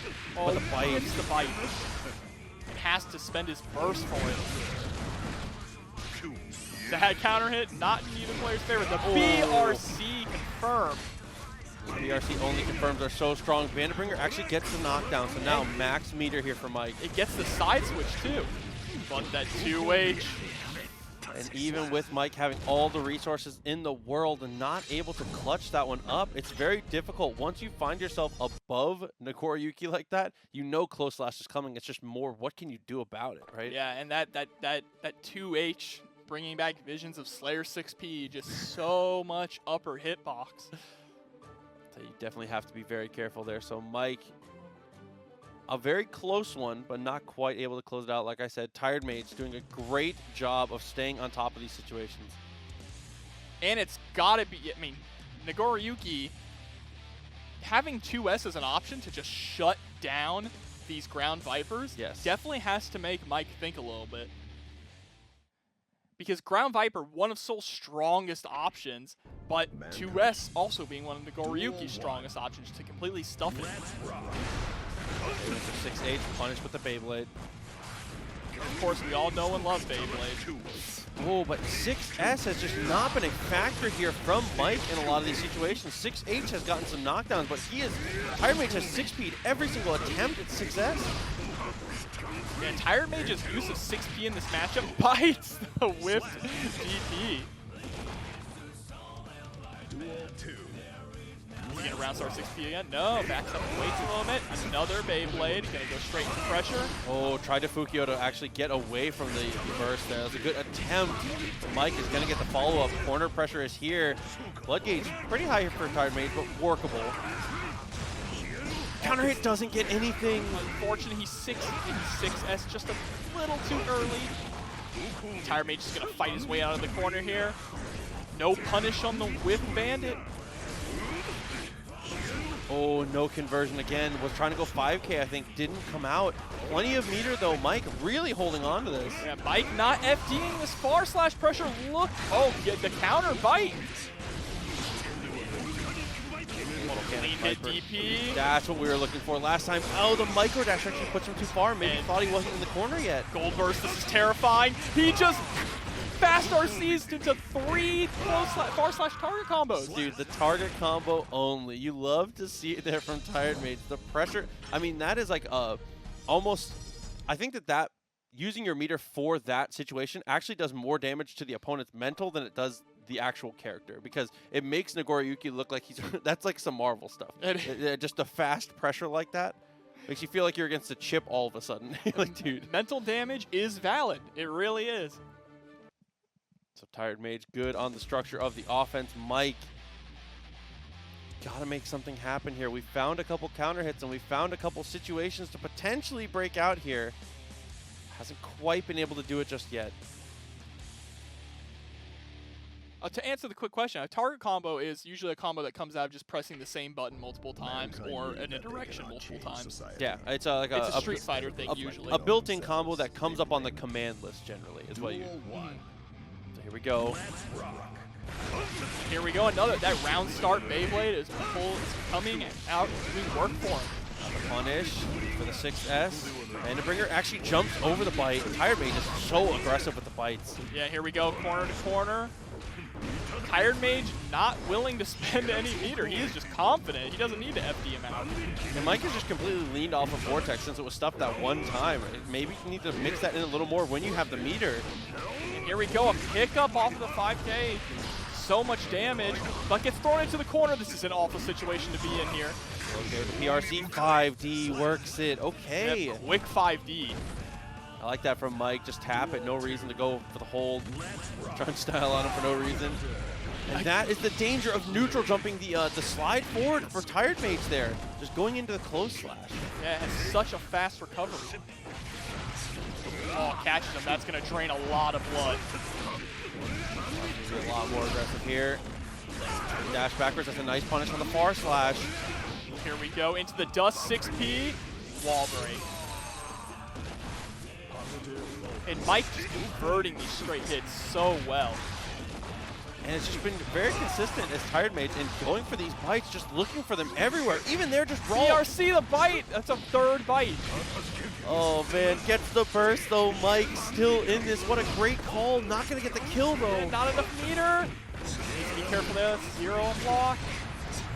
Bursting there. Here comes the same pressure as before, and that is plus from that distance, making sure it is like 0 at worst. So that was just a really risky trade there from Mike. And I love how TiredMage threw out the clone to get through the to get through a fireball there. Oh, whip punish there on the bait with the Fukyo. There we go. Gonna keep up the pressure. Wild throw. Not enough meter to cancel it though. Did dash up, was expecting the backdash, but couldn't get a follow-up there. The RC forward with another bite here. And this is going to be an awful situation. He has no blood gauge. Okay, what can we get off of this? Gets the side switch. Gets the Dustin into clean hit DP. We're going to get a wall break. 5H, break it. Now with meter, TiredMage has such a huge advantage here. Yeah, and he's going to back up a little bit just to allow that meter to gain. Incredibly smart, but unfortunately he gets tossed. Dude, yeah, with the throw, TiredMage able to close it out. Mike, a great showing in the end and was making all the right adaptations, but not quick enough. So, 3-0, TiredMage. Move on. Yeah. I'm Rock, like we saw against the Potemkin earlier of NotEnoughDamage. Very patient player, but knows when to turn up the heat. TiredMage. Dude, the heat is always up. It's always up. Just plays in such a strong way. He has no fear. He's going in. Find out though if he's going to lean more into this command grab style like we saw before, or if we're going to play a little more of the ranged neutral here. Again, he likes that round start. Oh no. Ooh, trying to make the burst there. Smart option. I mean, he's got the life lead, he's got the pressure in the corner, why not? Blood gauge though, gonna look for the bite. Actually, is able to DP out of him. There's the bite again. But gets the 5P confirmed. And now, not needing bite to be able to get your blood gauge re-managed. The huge buff there from Nagoriyuki. If this was pre-patch, TiredMage loses that round on an explosion there. But getting the close / target combo and following it up saves the day.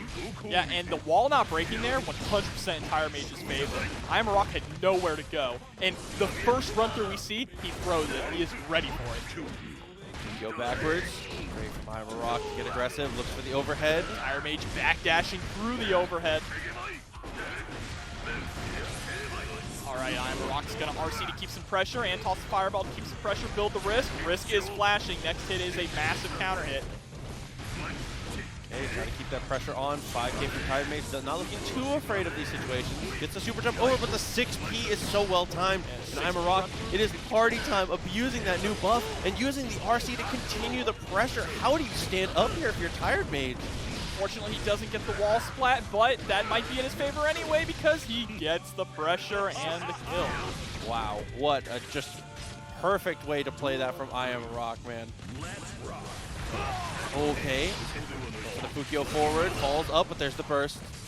Yeah, and TiredMage is Fukyo forwarding, he is doing the Beyblade forward every single round start. He gets punished there, even on hit. 0 at worst. He's the far heavy. Try and get as much blood back as you can. Yeah, blood is a factor, but that big heavy is going to give him some more blood. Here we go, bite.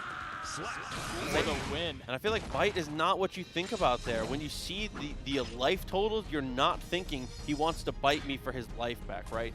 No. You're thinking, okay, here he comes, Fukyo. It's going to be close / whatever. That's a great place to slide that in. Finishing the round with the relatively low damage. I say relatively low damage compared to most of the other command grabs in the game. The relatively low damage command grab.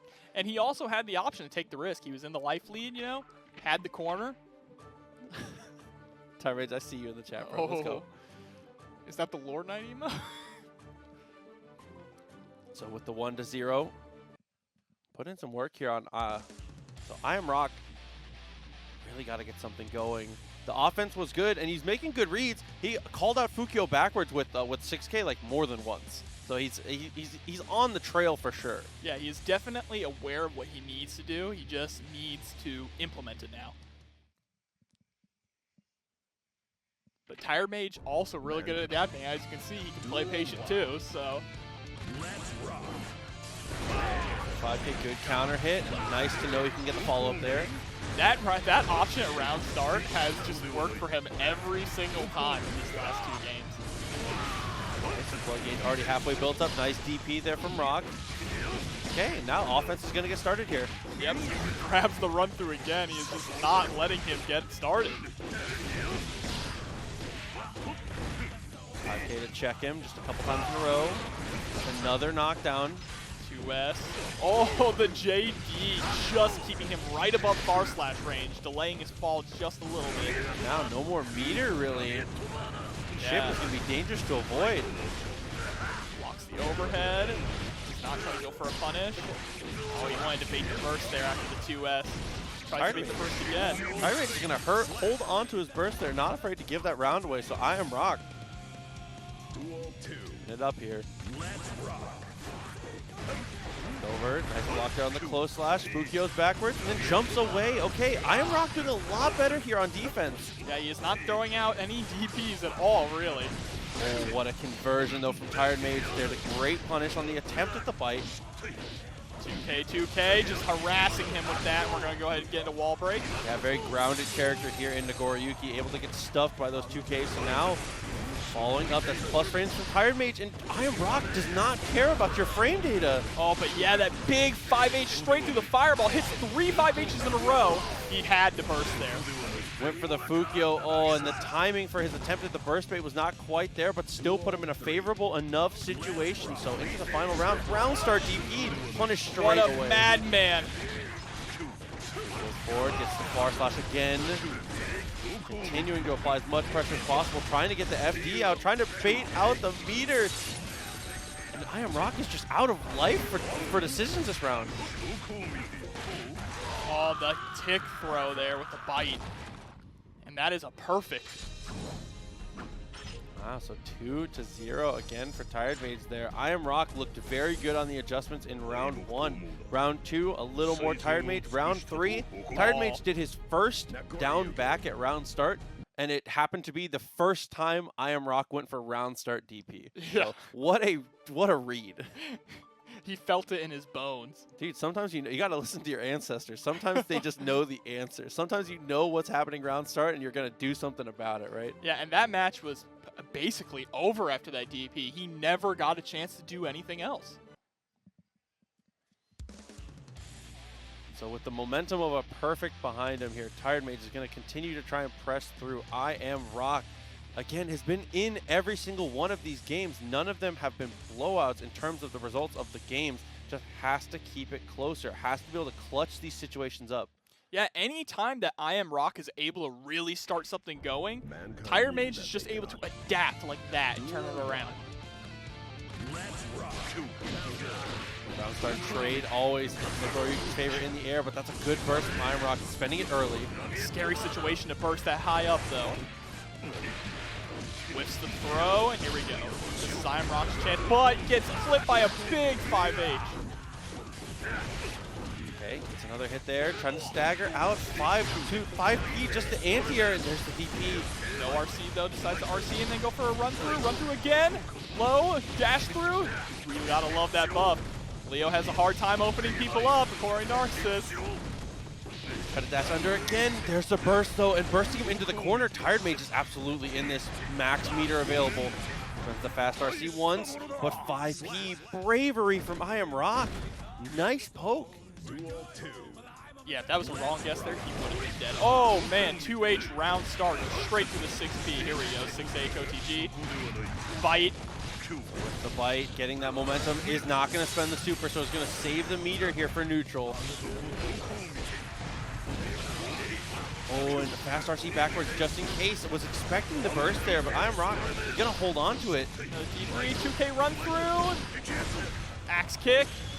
Oh, and finally, the first reversal super that we've seen here from TiredMage. He's a 1-for-1 on it. So batting 1,000 on that, going into potentially the final round here. Yep, and I Am Rock going with that micro dash forward 5P, but it's not going to work on the Nagoriyuki. Out 5K, nice block there. Good block on the cross up as well, but the pressure is started. Yep, the double low. Uh-oh. Big counter hit, but JD, RC drift downwards. Here we go, back turn. It's going to be a mix, goes to the other side. Continuing to press on, still in the back turn, pressuring. burst available for both players here. You know TiredMage is going to look for that burst bait as soon as possible. There's another touch. Yeah, just runs right into the 5K, but gets thrown, and this is going to hurt. He has the box, the burst. This is death. 5K jumps in to block the burst. So smart there from TiredMage. He's going to be able to lock it down 3-0. And he goes for the super at the end just to style on him, too. Of course, first time we got to see it send through the wall there. So TiredMage, consistency at its finest, 3-0. Always a tough one. Two high-octane mix-up characters. Once they're able to get started here, Gio a little more adapted to the ground. Millia a little more for the skies here, though. Definitely, for sure. This is a matchup you don't see too often, honestly, so it's going to be interesting to watch. Good burst there from Yurikov, spending it early in this mix-up heavy matchup. What a conversion from Romantic. Goes into the safe jump and is able to get the open up. Yurikov is in trouble here already in this round. Yeah, and Millia, second lowest health in the game. She can't be affording to take straight hits like that. Here we go. Romantic gonna start playing her like a grappler here, but gets the overhead and the wall break off the disc. Plenty of meter available here for Yurikov. Next touch could do it here. It's gonna go for the burst. Romantic, he only goes for the burst because he knows he has the corner. Gets the air throw, and he's gonna take the round with the flip. Dude, with the RC, what a great combo there from Romantic. You're right, that is a sick looking I combo. love it so much. I never get tired. Some combos I get tired of. That is not one of them, man. 6P into roundhouse, OTG. What a tech from Yurikov, though, faking the safe jump there from Romantic. Wow, the punish there with the 5H. Not able to block the side switch. This is going to be a wall carry. Oh, doesn't get the wall splat. Tried to jump and block that. Wasn't able to get it, though. 2D. Great in footsies from Romantic. Backwards to try and bait out the action from Yurikov. Yurikov's action's a little too safe, though, and the throw pressure is starting. The vortex is here. Ooh, the dash through with the throw. Here we go. He's going to go for the overhead option. TK Bad Moon. And that'll be enough to kill. Great showing there from Yurikov to even this back up. We have been so back and forth all night between all these players in this matchup. Oh, big counter hit JS. Here we go. We're going to get some pressure going on. Burst. Do not want to sit in the corner with a disc on top of you. Completely understandable. Kept himself out of that double overhead situation. Both players burst off the table now. Got to be careful about how we navigate it. The throw starts it out. Heavy disc is blocked. Pressure on. Getting the overhead. Oh, Yurikov. Yurikov actually hasn't used TK Bad Moon yet. Might be the ace up the sleeve to try and end the round here. Yeah, and Yurikov noticing. Oh, the big 5D. Here we go. This is going to be, look at that health bar melt. Almost enough to kill, and pressure afterwards. Oh, bro, now remember, when you get a dust launcher and you go up in the air like that, you get full Gatlings back. It's like you're playing the old Guilty Gear. You get multiple jump cancels, and you can just Gatling straight through. And the damage, it's always going to be nearly 200 damage. Yeah, so that 5K into the dash up, that's another great situation there for Romantic also, is whether he reacted to it or not, if you go for a 5K and you dash cancel it there, if you see that FD orb, they cannot tech a throw while they're FDing. So that is a great punish there if that was the intended mix-up there for Romantic. And remember, when you FD, you are also making yourself more negative. You're making Yes. your opponent more plus. That's the trade-off for pushing them out and not gaining any risk. Or chip. Duel 1. Let's rock. Okay, so push to the corner. Romantic is able to fight out of it. Gold burst there from Yurikov. And a full run through with no challenge. Here we go. Gonna get the wall break. Wants that positive bonus. Still has meter available. Actually didn't get the dash, but still gets the mix-up. Romantic spends the meter, or the burst rather, and now is pressed to the corner again. And Romantic just trying to be patient, not pressing anything, just trying to block, not able to jump out. And the TK Bad Moon here is going to go into super. No, goes into Hair Car. Tries to get the OTG. Oh, TK Bad Moon will take that. And after an entire game of no Bad Moon, starting to lean into it very heavily. I'm loving the adaptation and the mix-up of the mix-up from Yurikov, right? I mean, that's what they have to do. You have to cycle through your options. Once they start to get used to one thing, you got to break out the other things. And air throw right into the corner here. Going to use those plus frames. Roundhouse kick. That's a hard knockdown. Dash up throw. Yeah, doing a good job here. Converting again. Cancels into the super. Canceling that multi-hit normal to make sure you don't wall break for something suboptimal. And then here we're going to get the safe jump. That's not going to work. Blocking. Yeah, a tough situation, and it's okay sometimes to bet on them mistiming it, but you have to know that Giovanna is completely safe on that. Okay, for the 2D, couldn't get it. There's the follow-up with the flip kick. Nice on the cross-up. Okay, so RomanticStyle is starting to lean into the Vortex style of play now after playing a very patient footsies for quite a long time, and Yurikov is forced to burst under the pressure. Same side there, but burst to get out, does not want to get wall stuck. Oh, the anti-air close slash not able to pick up, but that trade is in his favor. Again, not able to pick up. A little bit of a scramble here. RC is fine. BRC backwards from Yurikov. Wants to buy the space if he can. PRC DP does get a follow-up because of the slowdown. And that is the importance of using PRC and BRC in those situations is Romantic. Depending on the situation with that, from that height, if the RC does not slow them down, it can be more difficult or impossible to convert on that. For sure, yeah. And if you saw there too, speaking of BRC, Yurikov using the BRC drift back to create space and also just slow the game down, see what, RomanticStyle using the BRC backwards drift and trying to see what Yurikov's gonna do.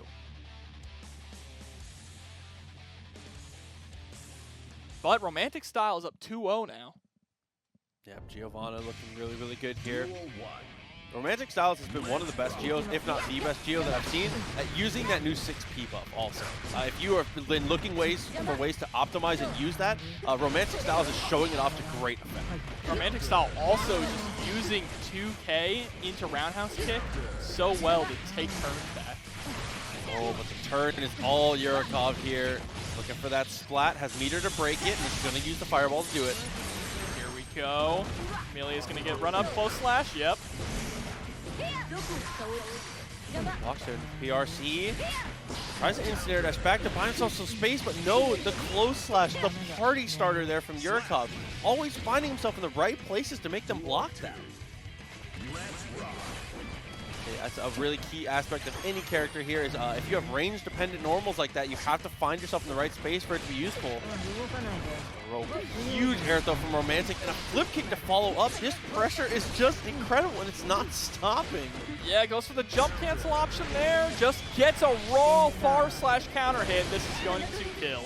Dude, so much damage to follow up and the perfect for RomanticStyle. See, now that Yurikov is trying to take to the skies, RomanticStyle is just tossing him out, not allowing him to do anything. RomanticStyle is doing such a good job of keeping this match grounded, which is definitely in Gio's favor. Okay, good block there. Yurikov's movement is so tricky, and RomanticStyle, for the most part, is not falling for it, but Style finally falling. So be careful about how we use this here. Nice jump back 2P. Gold burst. Yurikov full screen. betting it all on this last situation. Oh, just these run-up close slashes forcing the block, and here we go. We're going to get a super. This is not going to be enough to kill, but it is going to be an incredible option right here for Yurikov. Oh, wake up BRC into the pickup, and this is going to kill. What an incredible option. The wake up BRC just to slow down and see the mix-up. And was able to, had time to go 5K and whiff Leo versus the Axel. Rox and Axel that I actually have not seen before. I'm very excited to see because, again, we've had a lot of Axels in the past couple months here. To find out what flavor here does Rox bring to the table. Yeah, what kind of Axel does he like to play? We know MFCR is an incredibly strong Leo, but this is a great matchup for Axel, in my opinion. Yeah, this is probably Leo's hardest matchup. Oh, but not if you have the confidence to DP like that. So MFCR off to the races. Burst already spent by Rox. Patience just allows MFCR to put himself in the corner. Great conversion there, leaving yourself in a positive situation too. There with the far slash. Oh, trying to use that 2P. Axel's 2P buff now will combo into Snail, so it's a much more viable option. Great conversion from MFCR, keeping it mid-screen. And the mix-up just a little too much here. YRC to steal the space. 50 more meters still. Yep, gonna rainwater to make a little bit more space. Oh, gets grabbed out of his 5K startup and gets hit by the overhead. Getting grabbed for 5K'ing is so difficult because it's the least committal option there from the Axel and from Rox. But dash up 6P is going to be the answer. MFCR mistiming that run through, getting the burst though. The patience, just running up, holding down back. Poland actually baits out the DP, can't get much afterwards though. Unfortunately, with the command grab, which allows MFCR to get in. Gonna PRC to keep the pressure. YRC, get off me. We're gonna toss you forward. Chunko was very smart. Actually fakes the, okay, faked the safe jump on the first one. Yeah, fakes the safe jump with the JP, which has very low landing. Counter hit though. Rox has a burst available if he so chooses, but yeah, being able to convert it and win that round without having to spend it is so powerful. Goes for the round start far slash, that Swiss Army knife button. Air dash back, 6H, starting to move forward a little more often, which is amazing. And a huge shout out to the homie Tubblework coming through, continuing that gift up from Fetus. Fetus, I love you. Shout out to Pretty Fetus, man. Thank you. Oh, 2S, but not able to pick up off of it. Now, Rox here doing a great job of keeping MFCR out. Gonna have to burst to get him away. PRC forward wants to hold up a little bit more pressure. Oh, 2H, okay, but no follow-up. Can't really get anything, so here's the counter hit. Continuing to press forward here, steals the turn with the fireball. And he's just gonna keep throwing out these fireballs. Here we go, throw, back turn, overhead is gonna do it. Gonna RC, break the wall. Oh man, MFCR. And that is a great example of, even though this is an incredibly difficult matchup for Leo, the matchup is only difficult until he's less than a character length away. And then Axel doesn't really have a lot to fight him. No, Axel, of course, you know, being his owner, very, very weak up close. He does not really have a good reversal. His only true reversal is his super, and his super, honestly, isn't that great compared to a lot of others. Yeah, as far as reversal supers go, Axel's is definitely on the lower end for sure. Also, I love the name Guerrilla Tactics. It's wonderful. MFCR, he said, my brand. You know what I'm saying? It's time. I mean, that's what a lot of people talk about with Leo, is that it's another one of those characters that you talk about, like hitting the bongos, right? But MFCR plays it in like, even though it's high pace, you can tell it's very controlled, which is the best type of Leo. Leo is the thinking man's Guerrilla. Ooh, far slash is a great way to contest from that distance though for Rox. Goes for the delayed explosion, hoping he would try to press something there. Ooh, Goldberg's attempt, which I think, again, is a great choice against Axel. It just doesn't work out that time. Yep, and that is wonderful for Rox. Not only does he have the life lead, he was able to get the burst without having to do anything. Ooh, but tried to go for the run-up throw after the YRC, which he's already done once. MFCR backdashing it on the second time he sees it and uses the PRC to convert this. Yeah, we're going to go into some Oki here. Overhead, axe kick to break the wall. Pixels left, life left here for Rox. Oh, and what a contest again off the 6H from that spacing, looking contestable. Yep, and 6H is -3, so you can press afterwards. Getting that throw on the back turn. Oh, punishes narrowly. Oh, not able to pick up after that DP, unfortunately. But he is going to combo off of the fireball right into super. This isn't going to kill, but he's going to be in a great situation here for some Oki. Ooh, I really like the way he went for that safe jump attempt afterwards, but Rox was not phased by the jumping K. And MFCR doing such a wonderful job of moving forward. Notice he doesn't press any buttons in the air while advancing. He's just trying to get in. And the structure of that combo put him so high in the air. Rox, there was just never a good time to burst there. I mean, it's commendable to burst at the place that he did, trying to catch the end of the hitbox of the 2H, but really just a no-win situation once you're that high in the air. Yeah, and MFCR sitting here 2-0.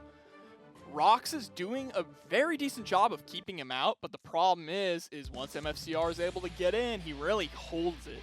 Yeah, I'm thinking maybe a little more 2P and 6K, I think that Rox might be picking too many options that are taking his feet off the ground, because a lot of the times you'll see MFCR does a little bit of movement on the ground, a little bit of shimmying. The second Rox leaves the ground, MFCR super jumps forward and just holds back and just is blocking the whole way down. Like you said, not swinging. It's the positioning that matters, not the hit. Yeah, you just want to be close to it. Okay, just like that, the grounded approach working out really well, but MFCR actually comes away with the DP. Decides not to go for Renson this time, just wants to wait it out. Alright, Rainwater's gonna connect, push back. Okay, continuing to fall, goes for the Renson instead of the command throw, and now it's delay on the cherry bomb. Oh, almost gets punished for that. 2S. Gonna have to RC that, he knows he's gonna be punished.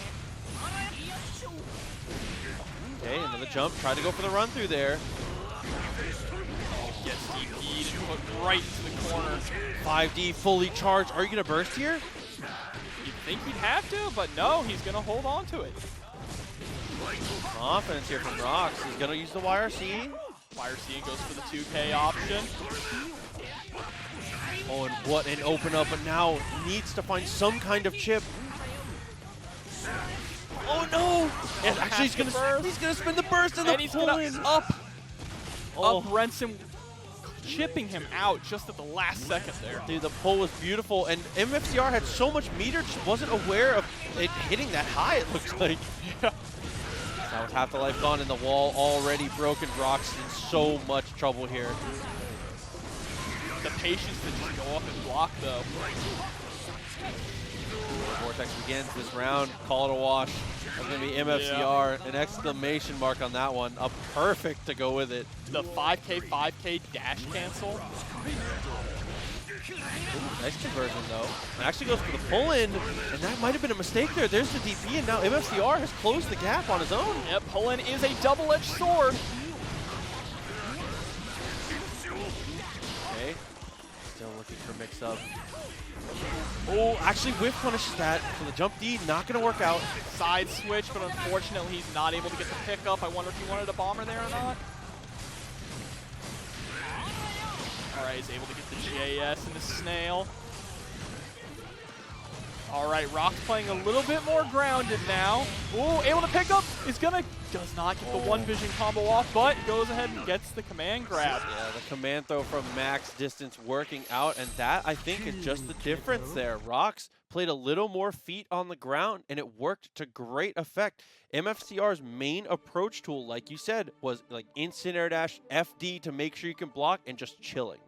So being able to put yourself in a better position to answer that was so damn smart from Rox.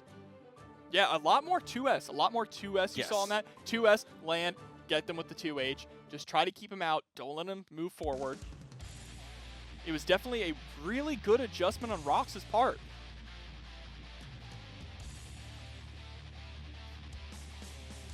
So we'll have to see if MFCR can continue to get this pressure the way that he has been, or if Rox can continue the come up. But we'll see what this round start situation is going to be. We're definitely probably going to see Rox back up again. He wants to keep that space. No, he's going to 5S right at start. Yeah, doesn't want to give that real estate away. Nice, and 2K 2D, and it just doesn't get in the check. And that's an early burst from MFCR.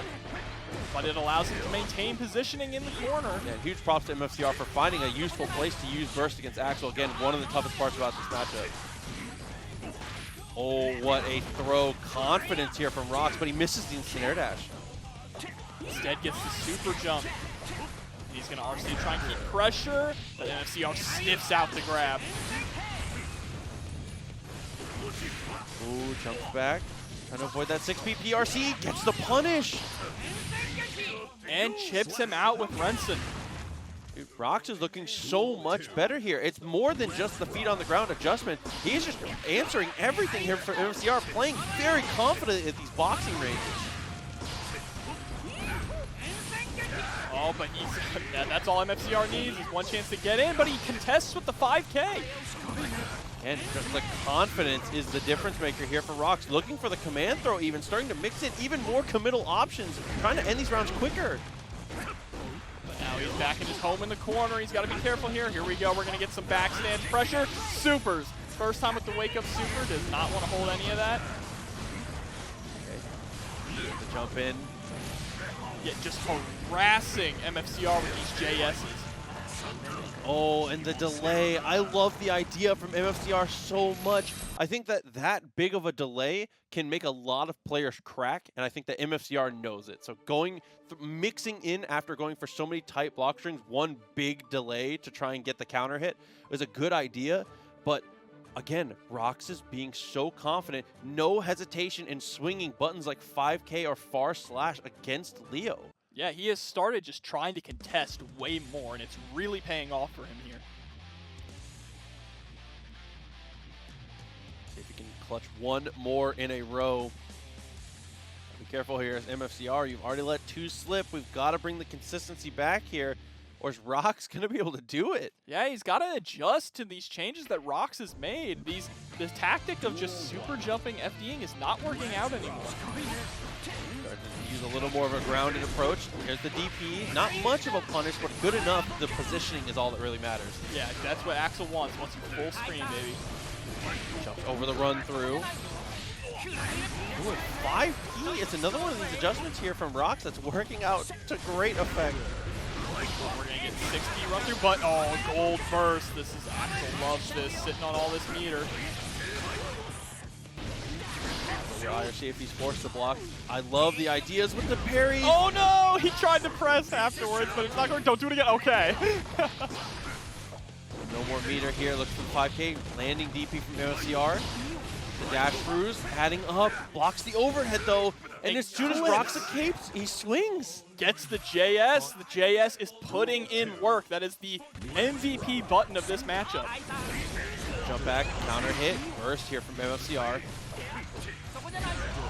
Ooh, wow, looking very strong. No cherry bomb follow-up either. Didn't want to commit in case he could have jumped out. The way he is just running in with these 2Ks and then immediately backing off. Oh, PRC. PRC 2S, still keeping himself in the corner, but actually the shimmy there from Axel and the command grab, and Rox is able to take it back. Dude, Rox, so consistent all the way through. Once he found his stride in that second game, so now, continuing on another Axel versus Leo and another tough matchup here. Rox has already shown he knows how to deal with it once, but can Rox deal with an actual Rock? Yes. Rox versus the man who claims to be a rock. Mankind knew that they cannot change society. So instead of reflecting on themselves, they blamed the beast. Oh, they're going to go ahead and let the... No, they aren't. Nah. No time to blame the beast. Time to get it rolling. Good on the jump back and better follow. Rox starting off real hot here. I mean, Rox just coming right off of a win against a Leo, so they're probably feeling themselves here. Fireball meaty. Rock has been a much different type of Leo, though. Like you said, is really controlled in the way that he goes through his mix-ups. But there's the burst from Rox. Great timing. Oh, just throws out the whiff bar slash. 2S was a little bit mistimed. Very close. Gotta be a little bit careful there. There's the Renson. No follow-up. And this should do it. Yep, PRC, Axel Bomber, and the OTG for the kill. PRC Bomber follow-up is so stylish there from Rox. Really great way to end that up. So now, still working at an advantage here. Here we go, push full screen. And the confidence is carried over. Another situation there where he anti-aired with 5K. So many lows, but blocks the overhead, but then tries to press and gets hit. Yeah, it doesn't have it doesn't use the super to break the wall, rather. And off that counter hit, I am a rock. Showing out there. Duel 3. Here we go, let's rock. Get that jump back, trying to use that JS to harass, but the difference here is I am a rock is willing to press JH to contest it. Yeah, very true. The fireball there. FD from the Axel, trying to keep himself safe. But once you see those FDs, you know the throws are going to start coming. The wall is broken. 50 meter is available. I'm a rock with the super jump. Gets over the 2S, and that is the burst gone. Yeah, burst bait. Oh, and again, let me get it out of my system one time per stream. If you go for an RC in a late round combo, you can look at the burst meter. You can visually confirm the burst is gone there. And when I Am a Rock goes for the RC there, if he RCs forward, if you see that the RC does not hit him, or you can glance up and actually look at the meter to see it. So that's a very easy burst bait if you know what to look for there. Great from I Am a Rock. Yeah, and that was also, unfortunately, one of those checkmate situations. What do you do as Rocks? If you don't burst, you die. If you burst, you die. Yeah, very true. So I Am Rock continuing on up, gets that first game after a very, very convincing first round from Rocks. A huge turnaround from our Leo hero. I'm calling Leo's the hero today. You're in love with Leo right now, aren't you, huh? Calling him top one. Hey, he's the best character. Hold that. So going into game 2. Duel 1. To see how 99 seconds start. Rocks has been swinging far slash quite often, and this time it doesn't work out. Good jump in from I Am Rock and already to the corner here. Oh, more JS's. Wants the burst, wants no part of this. Ooh, 2S trade, always an Axel's favorite. Yep, any grounded trade is always so good for Axel. Here we go, Renson, delayed explosion, doesn't pick up though, gonna pull in. 50 meter for both players here. The backdash there to see if there was going to be a DP. And there is a DP. Oh, it had the late follow-up. So now with back turn, no, Rocks might end up dying here with full meter. So BRC backwards potentially. And there it is, you called it, all right. Still has 50 bar. Gotta be careful about how he uses it though. PRC, nice push block though from I Am Rock. Oh, jump up, tries to backdash, possibly to avoid the throw, but is just jumps up with a button. Yeah, the air to air a little too strong there. I Am Rock continuing to press forward. Round start Rainwater, smart choice.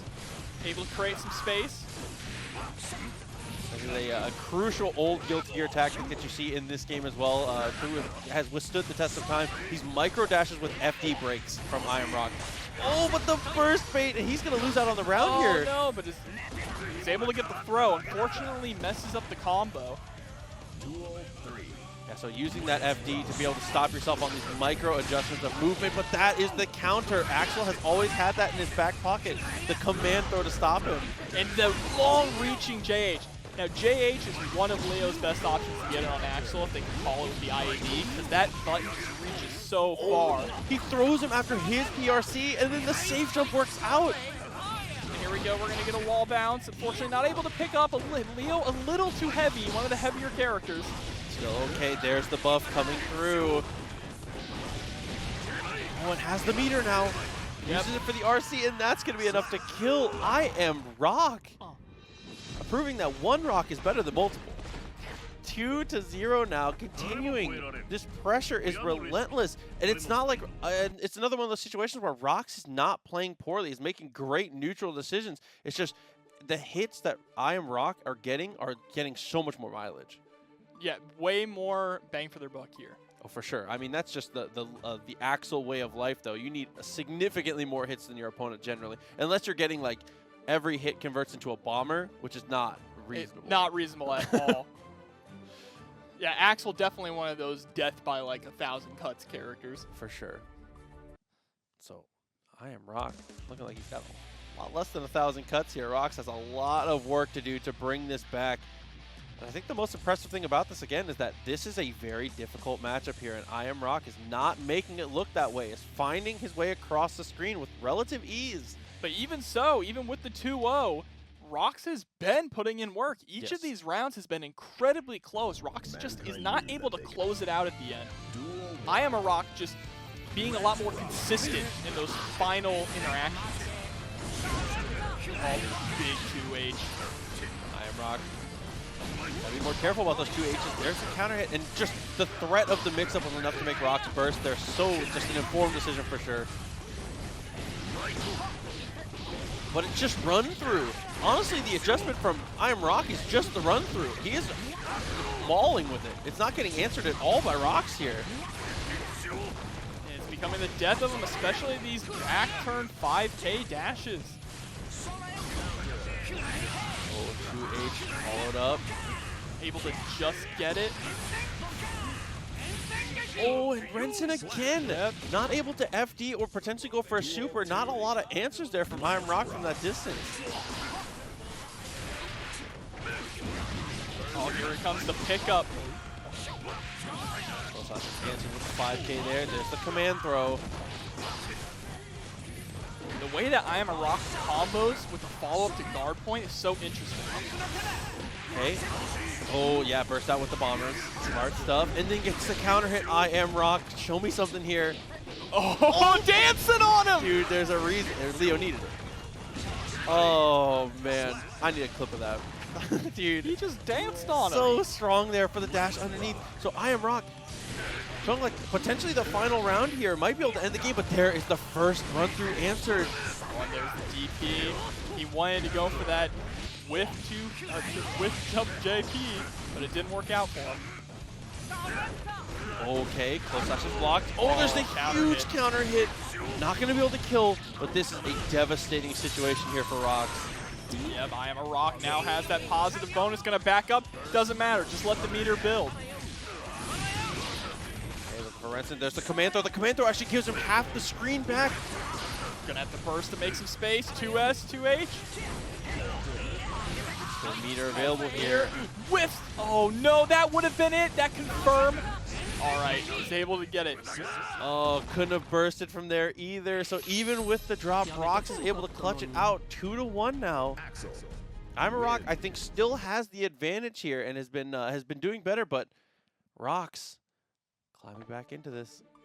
That mental damage mix-up that I Am a Rock did. I would have been done after that. Stealthy says go green. The color change, I do not know if I don't know if the color change will be enough to counterpick I Am Rock here. Yeah, we'll see if Rox can pull it back with another reverse 3-0. We've seen it before. We might see it again here. Again, I Am Rock has been setting the tempo for the most part here. Rox has been more the reactive player, as you do as a zoner, but that was really the standout situation in the last set we saw from Rox, that he started dictating the tempo later into the set. He can continue to do that. I Am Rock might be on an early exit here. Yeah, and these round start situations, always really interesting to see. Just holding down back there. Oh, big counter hit on the punish. Didn't get anything though, and Rox is able to use the burst early. With the 6K, the 2H not quite able to reach. Oh no! Oh, couldn't get anything afterwards though. Just a little too far away to get any real confirm off of it. But he's going to keep stealing turns back with these fireballs. Oh, just harassing with those lows. Again, the 2Ks, and they're trying to interrupt. The FD is trying to prevent as much chip as possible. Well, with this RC, yep, chip is a factor here, but it doesn't matter. Just going to go up and throw. Dude, I Am Rock holding on to the burst there, having another great advantage. Ground start DP follows it up with another one. No reason not to. Yeah, what you gonna do if that DP whiffs again? There's the party starter, continuing the pressure. I Am Rock. He's got what it takes. Another counter hit DP into a fireball to steal the turn. Rox is crumbling here. And that's going to be it right there with the wall break. Oh, the burst bait, just the cherry on top there from I Am Rock. And that is going to be 3-1. It's all about the aerial movement like we've been touching on all day. Yurikov, can you get in the dead zones? Can you thread the needle? And once the knockdown comes, can you be consistent enough to execute the way you know you need to? Yeah, and we're going to have to see if Stealthy can manage to keep... There you go, see? Right at the round start. We're going to see if Stealthy can manage to keep Millia out. It's a very tall order, and we're already seeing a wall break here. Yeah, so positive bonus almost at the 50 meter now. Yurikov content to just kind of chill here at the beginning. Let that positive bonus build up a little bit. There's the knockdown, 50 meter for a mix-up if he so chooses. Here it comes. Oh. Okay, just gross, keeping it same side there. A perfect to start off here for Yurikov. If Yurikov going to create some space, round start. And now you're seeing what Yurikov is starting to do. When Millia goes up in the air, Yurikov just holds that run button. Does not want anything to do with it. Oh, another great throw. Flash is blocked. Dealt with. Nice block on the Bad Moon. Yeah, Yurikov wanted to burst right away there. 2S able to thread the needle. And that's one of the tougher things about this matchup as the Millia players. If you do pick the... Oh, wow, the double overhead. Yeah, definitely wanted to burst there. It would have been a wall break. Back to the corner, has meter. BRC backwards, and then And baits it whiffs out. the 2-8! Oh, Yurikov plays that so perfectly. Yet another incredible use of BRC. BRC backwards, see what they're gonna do, react. You have plenty of time to react.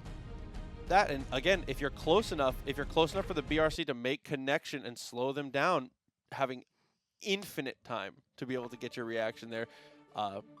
Just perfectly played there from You have time to Yurikov. go grab a drink, come back, and Exactly. react.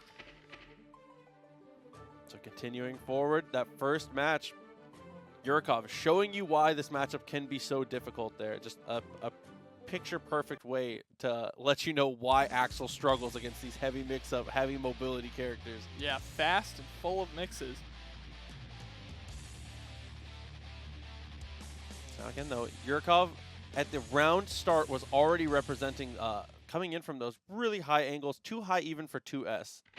So let's see if Stealthy can prevent him from even getting that high, potentially. You saw really quickly that Stealthy said 2S. Oh, round start Axel bomber. Yeah, I was going for the big read. I mean, that's what it comes down to. If Yurikov does ground start, super jump, and super jumps forward, Stealthy gets paid. Not able to punish the 2D there. Yeah, the jumping close slash. Yeah, unfortunately, after JH, there's not much you can do. Counter hits. Yurikov had an opportunity, but still gets the knockdown afterwards. Oh, here we go. PRC gonna go for the overhead and then the mid. All right. Stealthy trying to fight his way out of the corner here. Here we go. That's going to be a nice chunk of damage and great full screen positioning, but the command grab whiffs, allowing Yurikov to just get right back in. Okay. And he's able to bait the burst there. Not going to be able to kill. Still a great situation here. Yurikov really looking for anything. That's 50 meter to cash out. Able to block the double overhead, but not the cross up. Bursts through the super and gets the 6K to take the round. Oh, the 6K after the burst is just so genius there. Stealthy playing it is about as good as you could, man. The double overhead looking really strong. Able to block. Still, Yurikov, pressure hasn't released yet. Yes, good just block there. Really important against Axel, but wasn't able to capitalize on it. Stealthy taking a leisurely stroll across the stage here. Interesting, trying to 5D to anti-air. Okay. Blocks the overhead, backdashes through the throw. All right, Stealthy is turning it on right now. For the backdash there, tries to go for the charge 5D. That's going to connect. Axel Bomber, OTG, into Renson, explosion. Chip is a factor here. Gotta look for FD for Yurikov sure. has to be careful. Ooh, sees the movement out, but oh, the jumping H. So Stealthy taking this game down, again, down the barrel of a terrible matchup here. Just such clean play. I'm just really liking the way he's positioning himself. A lot of it is into these conversions.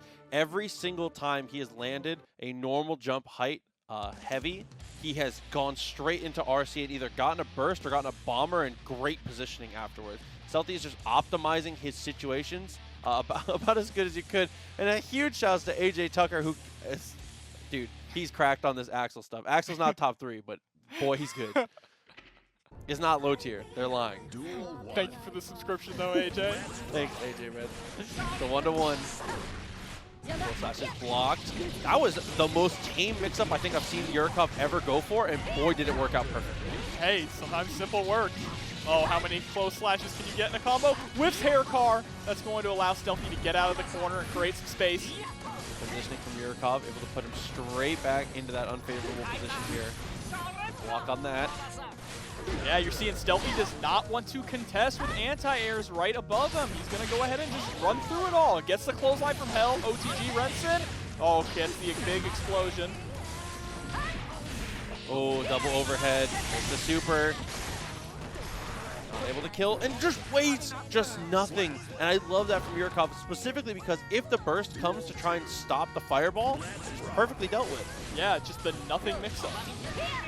Okay, 2D to stop the 5D. Blocks the overhead, gets tossed though. Just jumping heavy.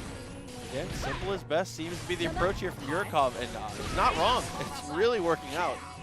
See, there's an example with 2S. The JH directly above is too good. And here we go. Gonna get mixed. Hit by the overhead. Wants to burst out.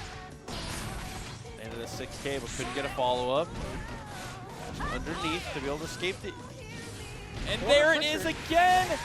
See, this is what we're talking about when we talk about those dead zones. Axel's 2S. Millia can just get directly above it and not even have to worry.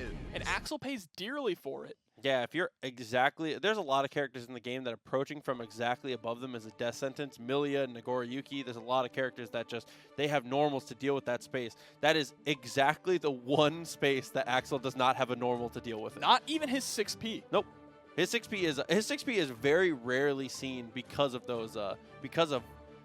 how good he is at dealing with the other angles anyways. He normally doesn't even need to like it's like resorting to 6P normally, right? Yeah, 6P, honestly, one of his worst buttons. Yeah, very, very true. So 2-1. Especially Yurikov. Since you can't even combo off of it up close. Feels bad. We'll see if Yurikov can continue the dominance here that he showed in that last game. Just round start, run up throw. I told you, when Axel runs at you, you just kind of freeze for a second. Gonna jump up and throw once the contest in the air. He's gonna try and go for that now. It looks like that's the change Stealthy's trying to make. Yurikov blocked the close slash there. Out of the jump, keeping him in the corner. Another close slash, but actually getting hit by that saves Stealthy from the mix-up and the air throw. Gonna RC into Bomber, that's gonna be killed. Yeah, double Bomber gets the kill again. Millia incredibly low health here. Stealthy trying to cash out. Seen a lot of Axel game 5s. Round start 5D, unfortunately, got counter hit. Yeah, Axel historically has always had a very strong 5D. It has a lot of range. No punish on the 2H, perfectly spaced, or 2D.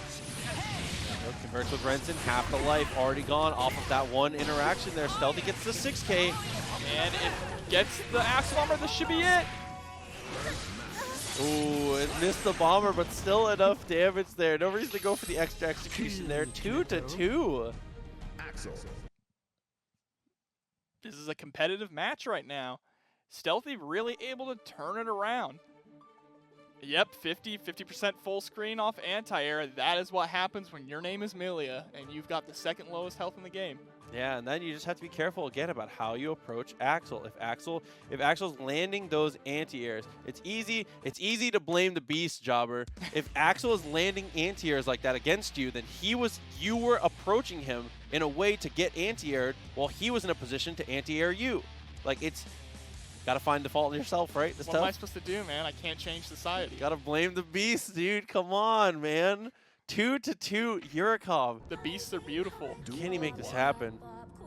Round start 2D? No, just jumps over the dust. Again, Stealthy tried to round start 5D. Yeah, Stealthy's trying to get these 5Ds. They're not working, but keeps going for them. Blocks that 5D.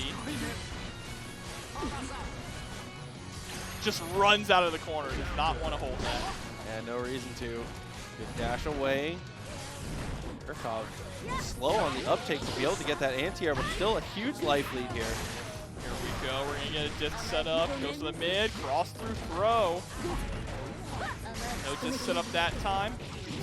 Oh, and maybe was thinking about the second overhead there. Was able to open it up. Yurikov continuing to apply the pressure. Potential match point here. Yep, round start Stealthy. Backsway. It gets the 5D finally. Is he going to make the burst? No.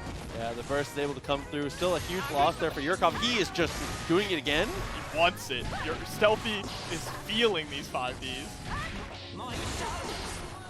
Burst, looks for the overhead. Couldn't get it. The trade hugely in Axel's favor there. And that 6H was to try and clip Millia out of the air. 6H also a really good just option to scoop characters out of the air if you can get it off.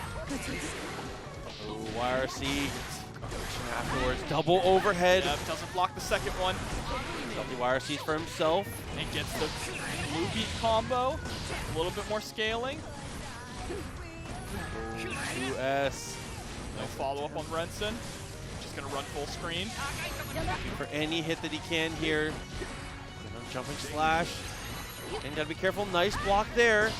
Oh, Millia's in there though. This is scary. Not quite it, but this next mix is gonna do it. Jump away. Oh, And the close close slash. slash trades out Yurikov 3-2. Yep, and Yurikov moving on. Great stuff. Of course, yeah, if I had to bet on a grounded neutral character, it's going to be Nagoriyuki. So we're going to see if Giovanna's going to take to the skies maybe a little bit. Duel 1. Let's rock.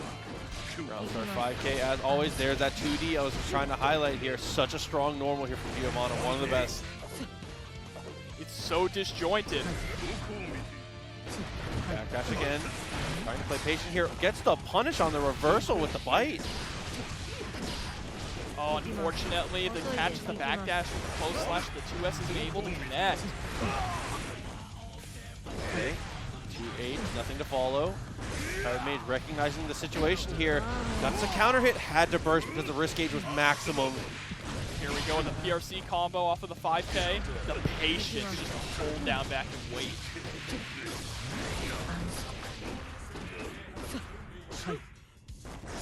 Okay, far slash. Plenty of meter here for Romantic. Gets the RC backwards. No burst from TiredMage, just gonna hold on to it? No, even delayed it just a little bit too to wait for the burst. That's probably why. Duel 2. Let's rock. There. Far slash just goes into the DP and just 2Ks the jump out attempt.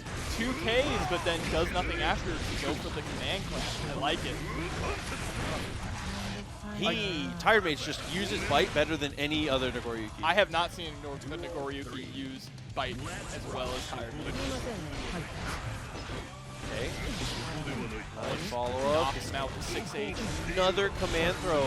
Threatening so much on the wrist gauge and so much pressure here. The chip adds up and you get nervous. Just like that, the little shimmies in neutral, able to break the wall off of that. And that was a hell of a screenshot there on the thing. TiredMage is hydrated. Wow. Far slash poked him. Does it react to the throw forehead? Dude, I mean, that is really the strength of the character. The character is designed to do one thing only, and that's destroy anything that is grounded in front of him. Yeah, so Nagoriyuki, it's the one-shot character. You get hit, it's your fault. So don't blame the beast. He's not wrong. Don't blame the beast. I'm OD. That's important there for TiredMage, man. Continuing to do a great job. So we'll have to see on the next round here. Can TiredMage continue the momentum, or is RomanticStyle gonna get a shot here?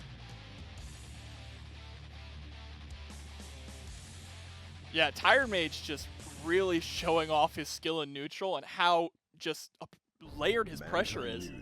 It really, the fear of bite or the fear of getting counter hit just freezes you. And that's exactly what he wants. And he is killing it with these round start Beyblades every time. Just got the anti-air. There's the bite. Another bite. We'll follow up, keep the pressure on, and the greatest thing about the way that TiredMage plays and getting so many bites is he never has to worry about blood gauge ever. It's never even a concern in his mind. He plays Nagoriyuki as if there was no restriction on the use of his special moves, and that is, by a lot, the strongest way to play this game. Yeah. Did you see that fast RC off the bite into the 5K? Again, delayed round start Maigo. It is working every single time. No one has an answer for it. RomanticStyle back in it though. Nice FD to try and keep out. There's the plus frames. 2D to follow up. Does it twice actually, trying to stagger. TiredMage able to block, but can't block forever here. The throws are starting to add up. Yep, gonna meaty with that spiral arrow there. All right, yes, has the RC to take the turn. Giovanna's roundhouse kick is the end of her turn. It is not plus. Oh, and 6P again. That was just too much there from Romantic. Once they were able to push to the corner, just incredible. 6P's the flip kick. First time that he's seen it, and still able to 6P it. Delay there. Moving. He's about to pop, but pops up in the corner. And the throw. Here comes a mix. Instant overhead. Blocks the burst. Oh, man. TiredMage puts the mask back on. And the DP works out, man. And TiredMage. The one time we see TiredMage finally pop, they know exactly what to do. Dude, a huge shout out to Yurikov coming through with the 100 bits, by the way, man. Never tired for Tong in the game. Listen, man. We're trying to live by the name of the channel here. You know how it is. I appreciate you, man. Thank you so much. Dude, but TiredMage, man. Getting a punish. That throw was a punish, by the way. Dude. That's what we like to see. I'm loving the way that TiredMage is able to just do what he wants and just nobody's stopping him. What are you going to do about it? You're going to get counter hit close slashed? He hasn't landed a single close slash all game. He doesn't need it. No. He's playing it from max distance. He's either playing it from the tip of far slash or he's biting you. Yeah, he's either biting you or he's poking you, and either way, you're dying. See it. Yeah, Romantic just backdashing full screen at the start. Does not want to deal with that. Though, TiredMage actually is going to get the counter hit. Okay, so here we go for Romantic. Mortal counter. Gotta convert as much as you can here. Close slash connecting. Didn't believe and didn't follow up. But Mortal counter again. Really nice from that distance. The spacing here from Romantic is beautiful. All right, Romantic is starting to turn it on now. Here we go. Does not RC, so now it's Nago's turn. A missed opportunity, though, in this crucial 2 opportunities where Romantic could have broken the wall or potentially killed. And now TiredMage is on his feet playing neutral. No RC. That might come back to bite him. He's going to use the PRC there. Tries to go for the 1 overhead. Nice tag. Oh, TiredMage. 50-meter available. Romantic with a first there. Wants this round, but jumps right into the 2H. Dude, and that was with blood gauge about to pop. TiredMage knew he had to go for something that was going to restore some blood.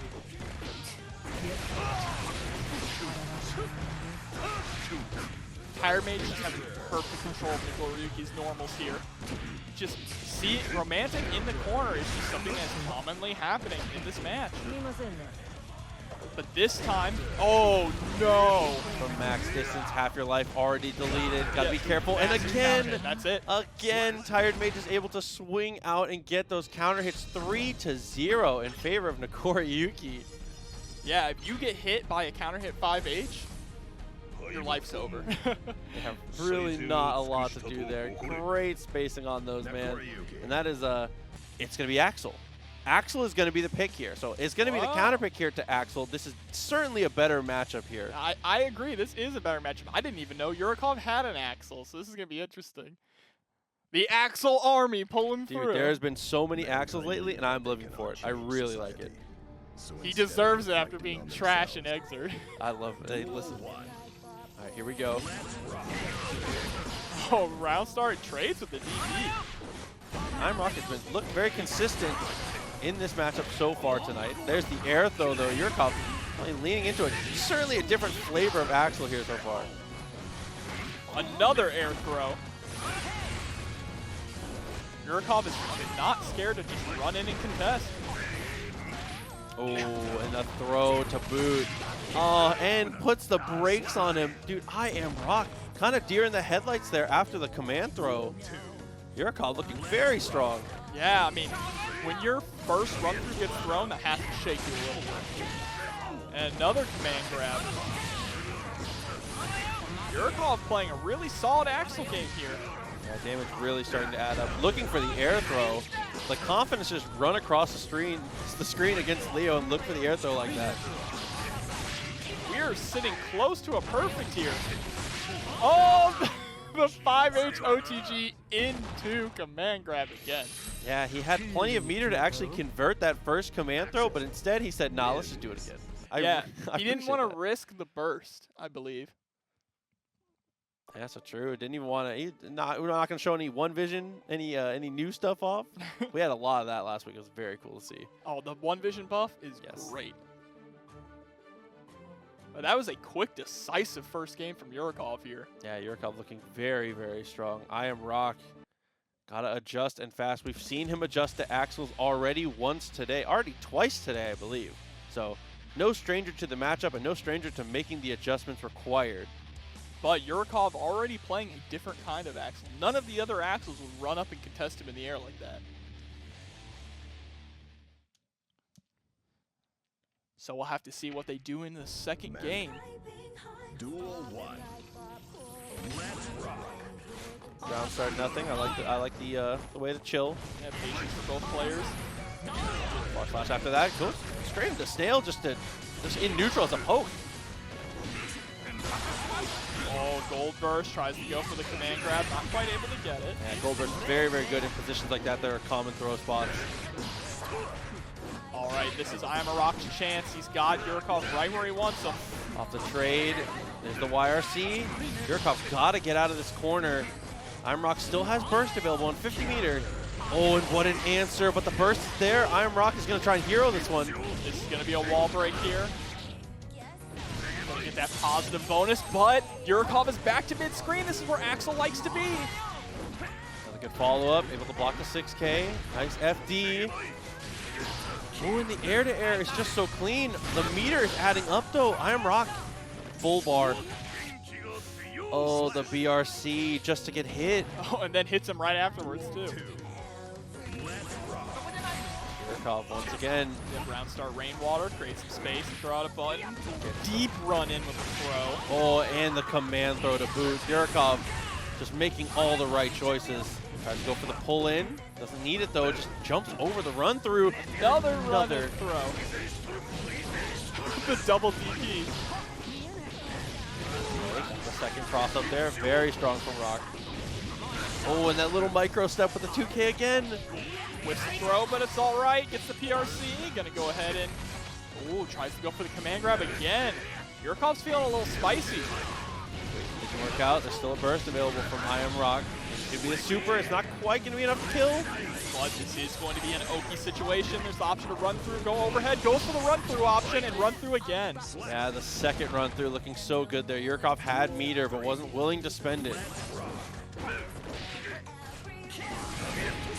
2H actually gets punched by the fireball, is able to get a run up afterwards, but doesn't get anything to follow it. Closing the gap doesn't matter if you can't actually reliably create pressure off of it, but there we go. RemiCeleste finally finding this the momentum he needs. Just a little bit. Here we go. We're going to get another mix. Dashes back to bait the burst.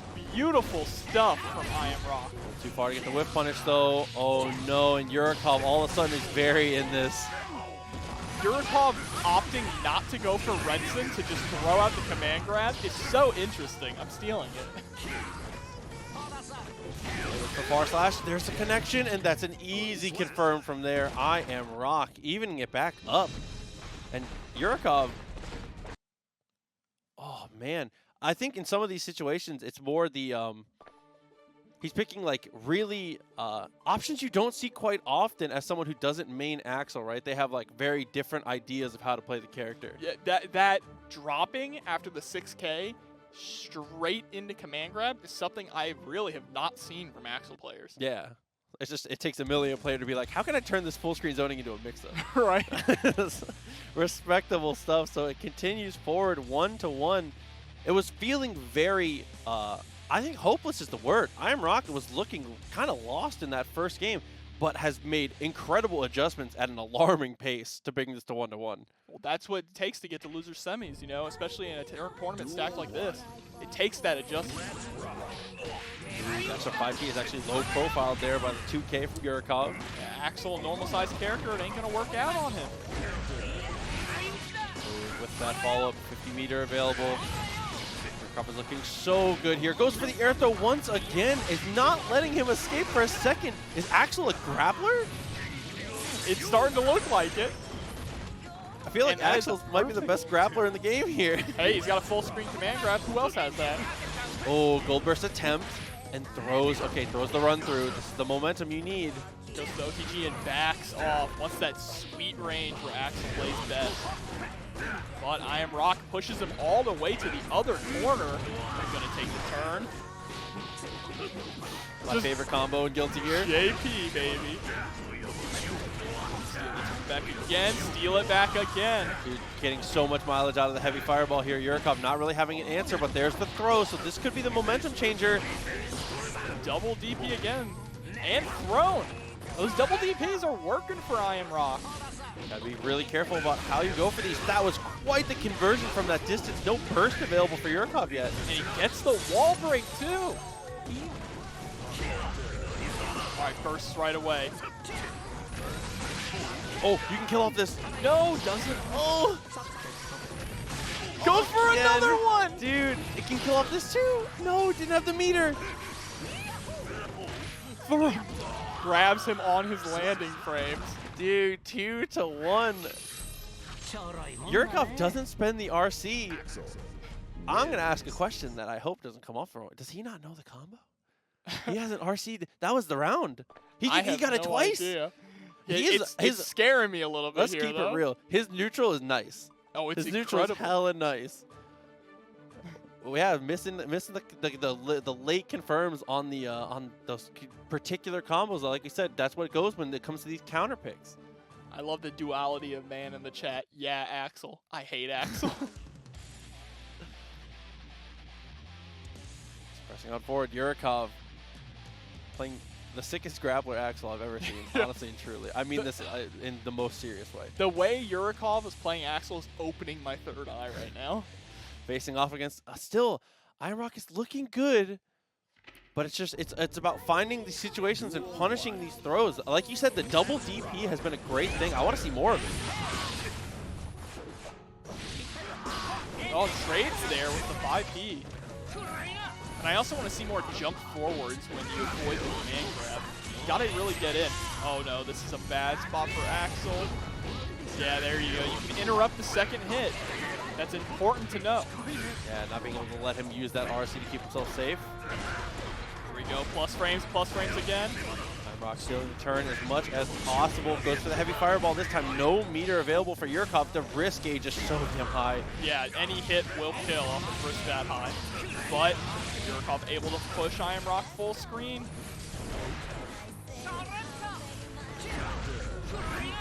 Okay. This should be a wall break combo here. There it is, that's death. Yeah, able to follow up there. But now, IronRock trying to take this again to a game 5. We've been going the distance so often tonight, and Yurikov with that signature run up throw into the command grab. Oh, I thought he was going to go for another run up throw there. I was feeling it. Far slash. Far slash converting into that 2H. Okay, good spacing on that. IronRock with a nice little shimmy to try and get out, but not able to make it work. And now, oh, Yurikov. And that time gets the Renson and straight into the command grab. Another perfect. Potentially the final round here. IronRock, are you going to be able to take this to the final game 5, or is Yurikov going to move forward with the Axel? There it is, the JP. Burst it though just for positioning. All up there with Rainwater. All right, here we go, 2K2D. This is IronRock's chance, but gets tossed. Oh no, and now not having 50 meters, so there's the 50 meter available. Uses the RC. Oh, a little shimmy of his own. Yeah, RCs and backs up to see if Axel might try and break the throw or do anything. Cross up. Not gonna be able to kill. Back to neutral here, the worst situation you can be in. Has positive bonus though, so he's gonna have a meter. Command grabs him out of the fireball startup. 2H connects. Mercy forward after the fireball. This is gonna be the one shot here for IronRock. There's the tech. Techs the throw. Gets hit by the burst. Throws. This is it. No! OTGs with 2K instead of 2H. Oh, it doesn't RC either, but there's the jumping slash. Oh man, Yurikov Snipes him right at the end. It's gonna be Millia versus Giovanna. Yeah, I'm sure Yurikov feels way more comfortable in this matchup. Duel 1. And Yurikov really repping that Jacko thing. Okay, here we go. Looking for the far slash 2D counter hit, so he's gonna be able to convert off of that. Nice with the 5K. Burst does not want to be held down in the corner. Good call there from Yurikov. Far slash didn't work out, but gets 2K 2D. Double overhead. Okay, able to lock down again. Goes for the cross up this time, and the double overhead still following through for Yurikov. The close slash this time. Dash through and throw. That's worked out every single time Yurikov has tried it. Okay, close slash. Pushing it up, able to break the wall. No, misses the conversion. Romantic still in. Oh, not quite though. Potemkin's curse. Had an opportunity. Yeah, had the opportunity. Yurikov getting ahead on this one. Got the cross up, it opts for the throw. A little bit of a reset there. Cheeky stuff from Yurikov continuing to work out. Fully charged dust. Actually, he's going to hold on to the burst here from Romantic. Probably wants to use the burst to get out of any pressure situation or mix-up. And Yurikov being so airborne in this matchup. And there's the burst. And this is a long way. And there it is with the falling JS.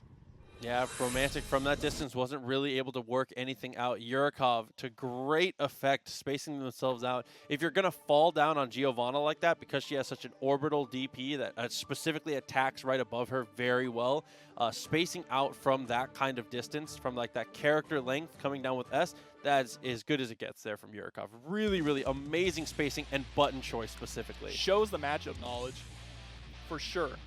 It shows that Yurikov is incredibly familiar against Giovanna. Yurikov with that first game in the bag here in losers finals. And we'll see if Yurikov keeps up this style of being way more airborne.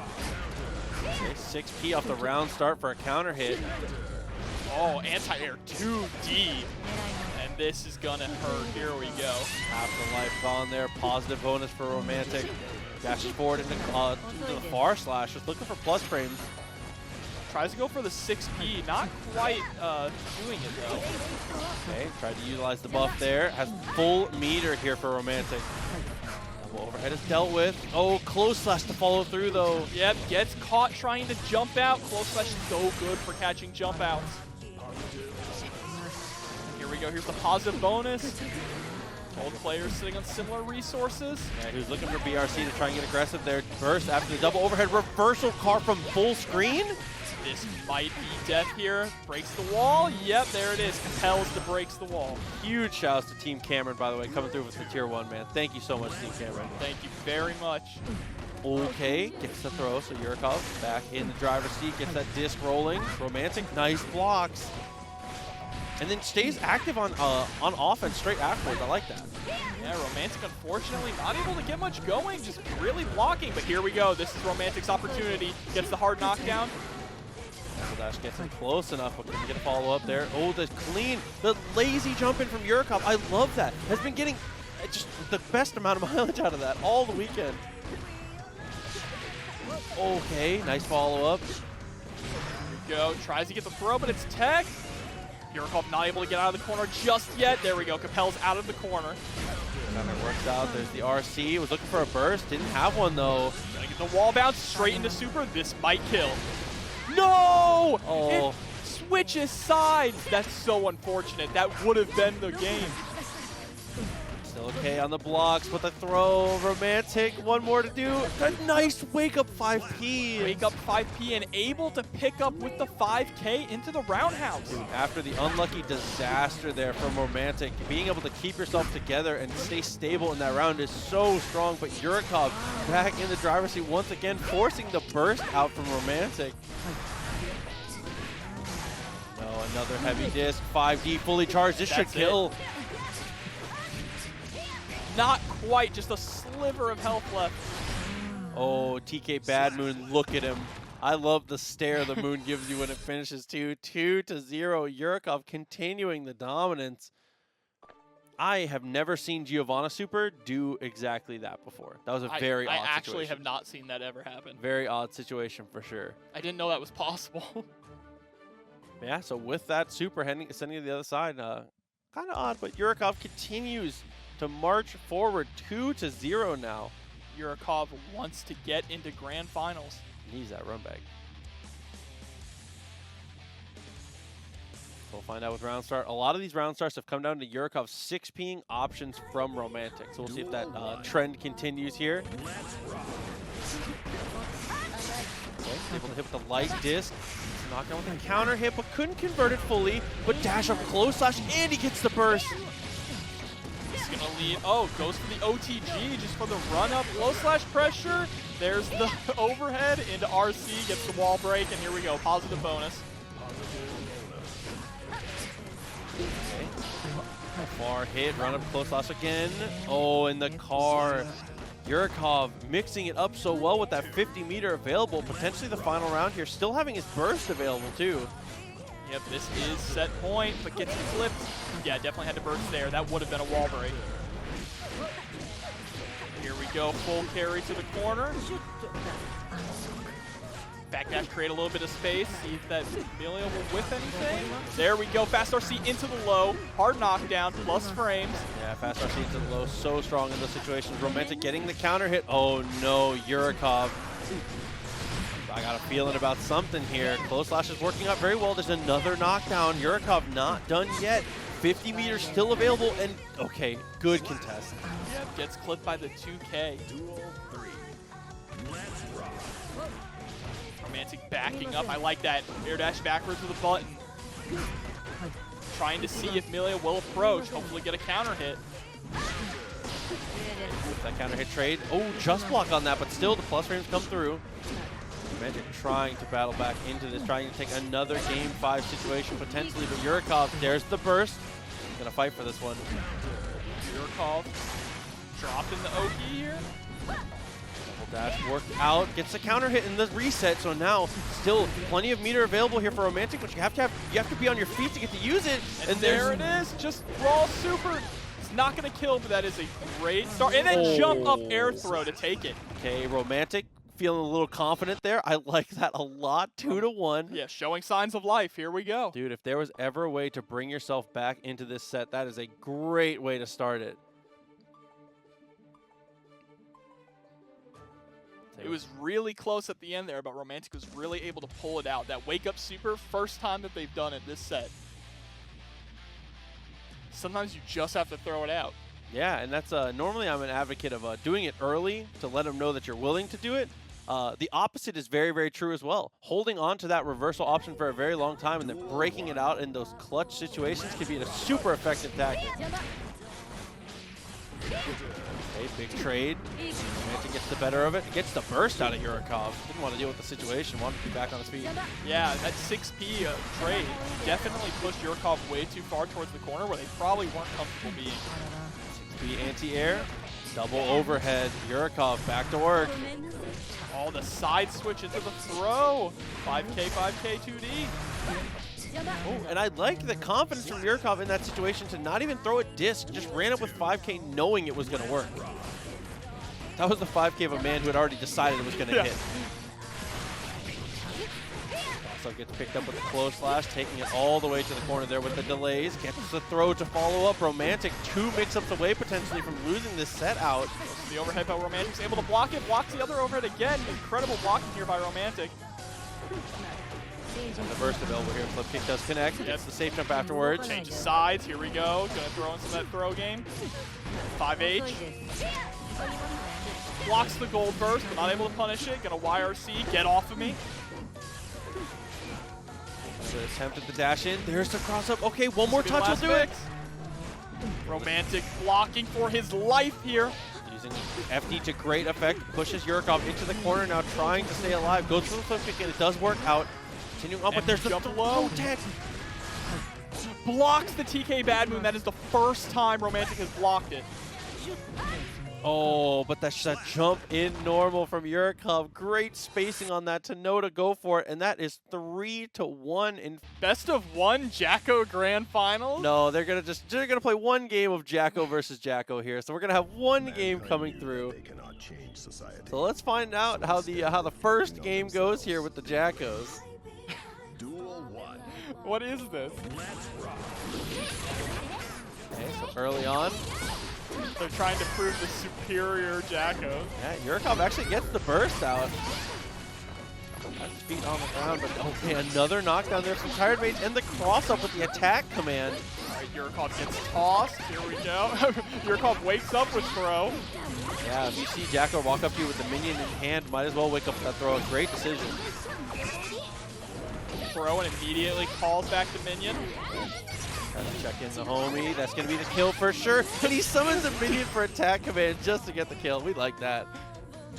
Lets it do his dirty work for him. TiredMage continuing on. Gets the 5P anti-air. There's 2K2D. And there we go. Kicked across screen. Can be tough though. Yeah, cancel 2D into the kick. TiredMage continuing forward. Great job with the attack commands, weaving in the throws. The mix-up game is incredible, but there's a cold burst. Yeah, this Jacko pressure really hard to see when you're in the corner. The shimmy, run-up throw. Super. I don't believe this will hit. Yep, too high. That's not going to work. And then going to combo into their own super. All right, well. That's first one game. First game in favor of TiredMage there on the Jacko mirror. Strong stuff. We love that. So these two have been talking about in chat all day. For context, they have been talking about Jacko with each other all day today. So they just had to do the Jacko. Yeah, they had to get that out of their systems, you know. Well, here's the question. Is Yurikov going to be able to switch now? I'd love to see him Or does he have to continue. stay? I'd love to see them continue, to be completely honest. Rule state winner has to stay, yeah, so TiredMage is gonna have to stick it out with Jacko again. So we'll see if it's gonna continue or if it's going to be the Jacko Yurikov mirror is again. going to keep it. For Yurikov, the ultimate gentleman, says, "Let me continue. I can win." He knows he can win this. He wants to prove he is the superior Jacko. I'm happy to see this. I'm so happy honestly. to see more Jacko gameplay. I'm so happy to see this. One of them just wants to see on the final thing, Jacko first place, Jacko second place for the Twitter picture. Getting the minions established early is Yurikov. TiredMage has done a great job of getting under the defense zone, find these throws. Nice interruption. Cannot let her pull minions for free. Oh no. Yurikov's got the corner combos.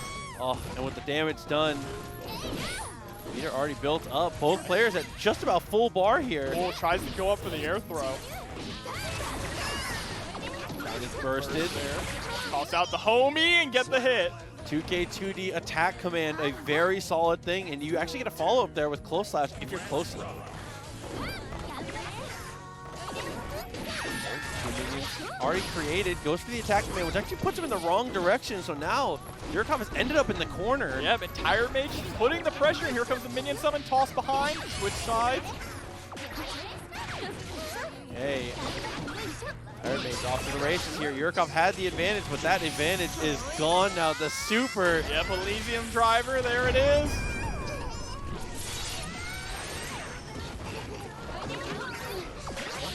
Oh, straight up? Is that going to go through attack command? Too far away. No, it gets stuffed out by the minion. The attack command a little too strong there. TiredMage still at a huge advantage, though. That's going to be a throw for Yurikov.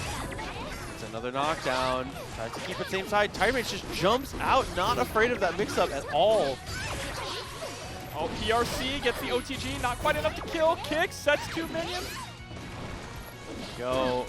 Nice backdash. Oh, and the kick is enough to chip. Yeah, but TiredMage gets it again. This is just a despicable meme and mirror match here. Minions are all over the place. Oh, man. So that is going to be 2-0 now in favor of TiredMage, doing a great job at just like establishing minion pressure first, right? I think a lot of the time in the Jacko mirror, it's less about the amount of damage you're getting on these little individual touches and more about getting set up for success for the future. And Yurikov is going to stick it out. We're going to go all Jacko.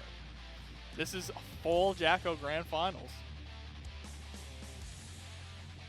Here we go for Yurikov. Really want to see him.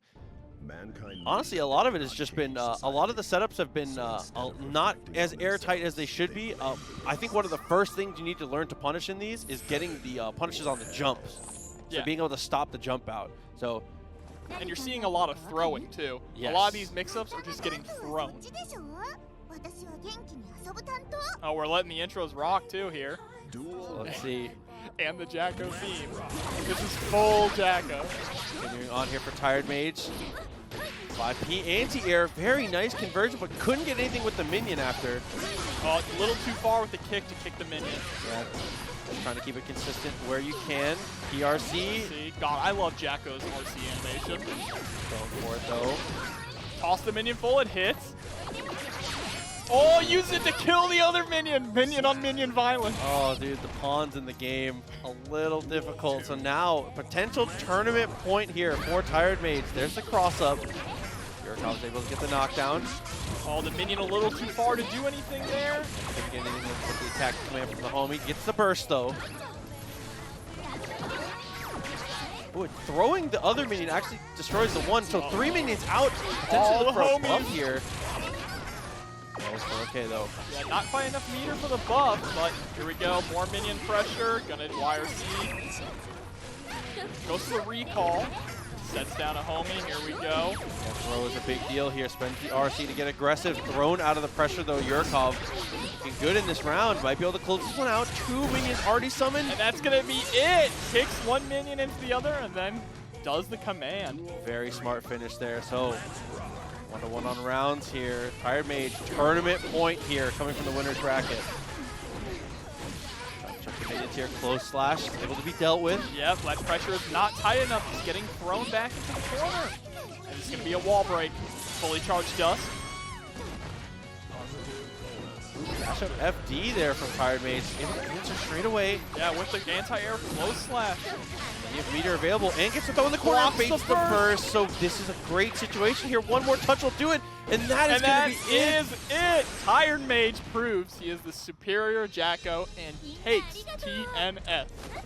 Dude, a great showing there from TiredMage. Able to put some Jacko on display for us. Really like to see it. And a huge shout out to Yurikov for sticking it out.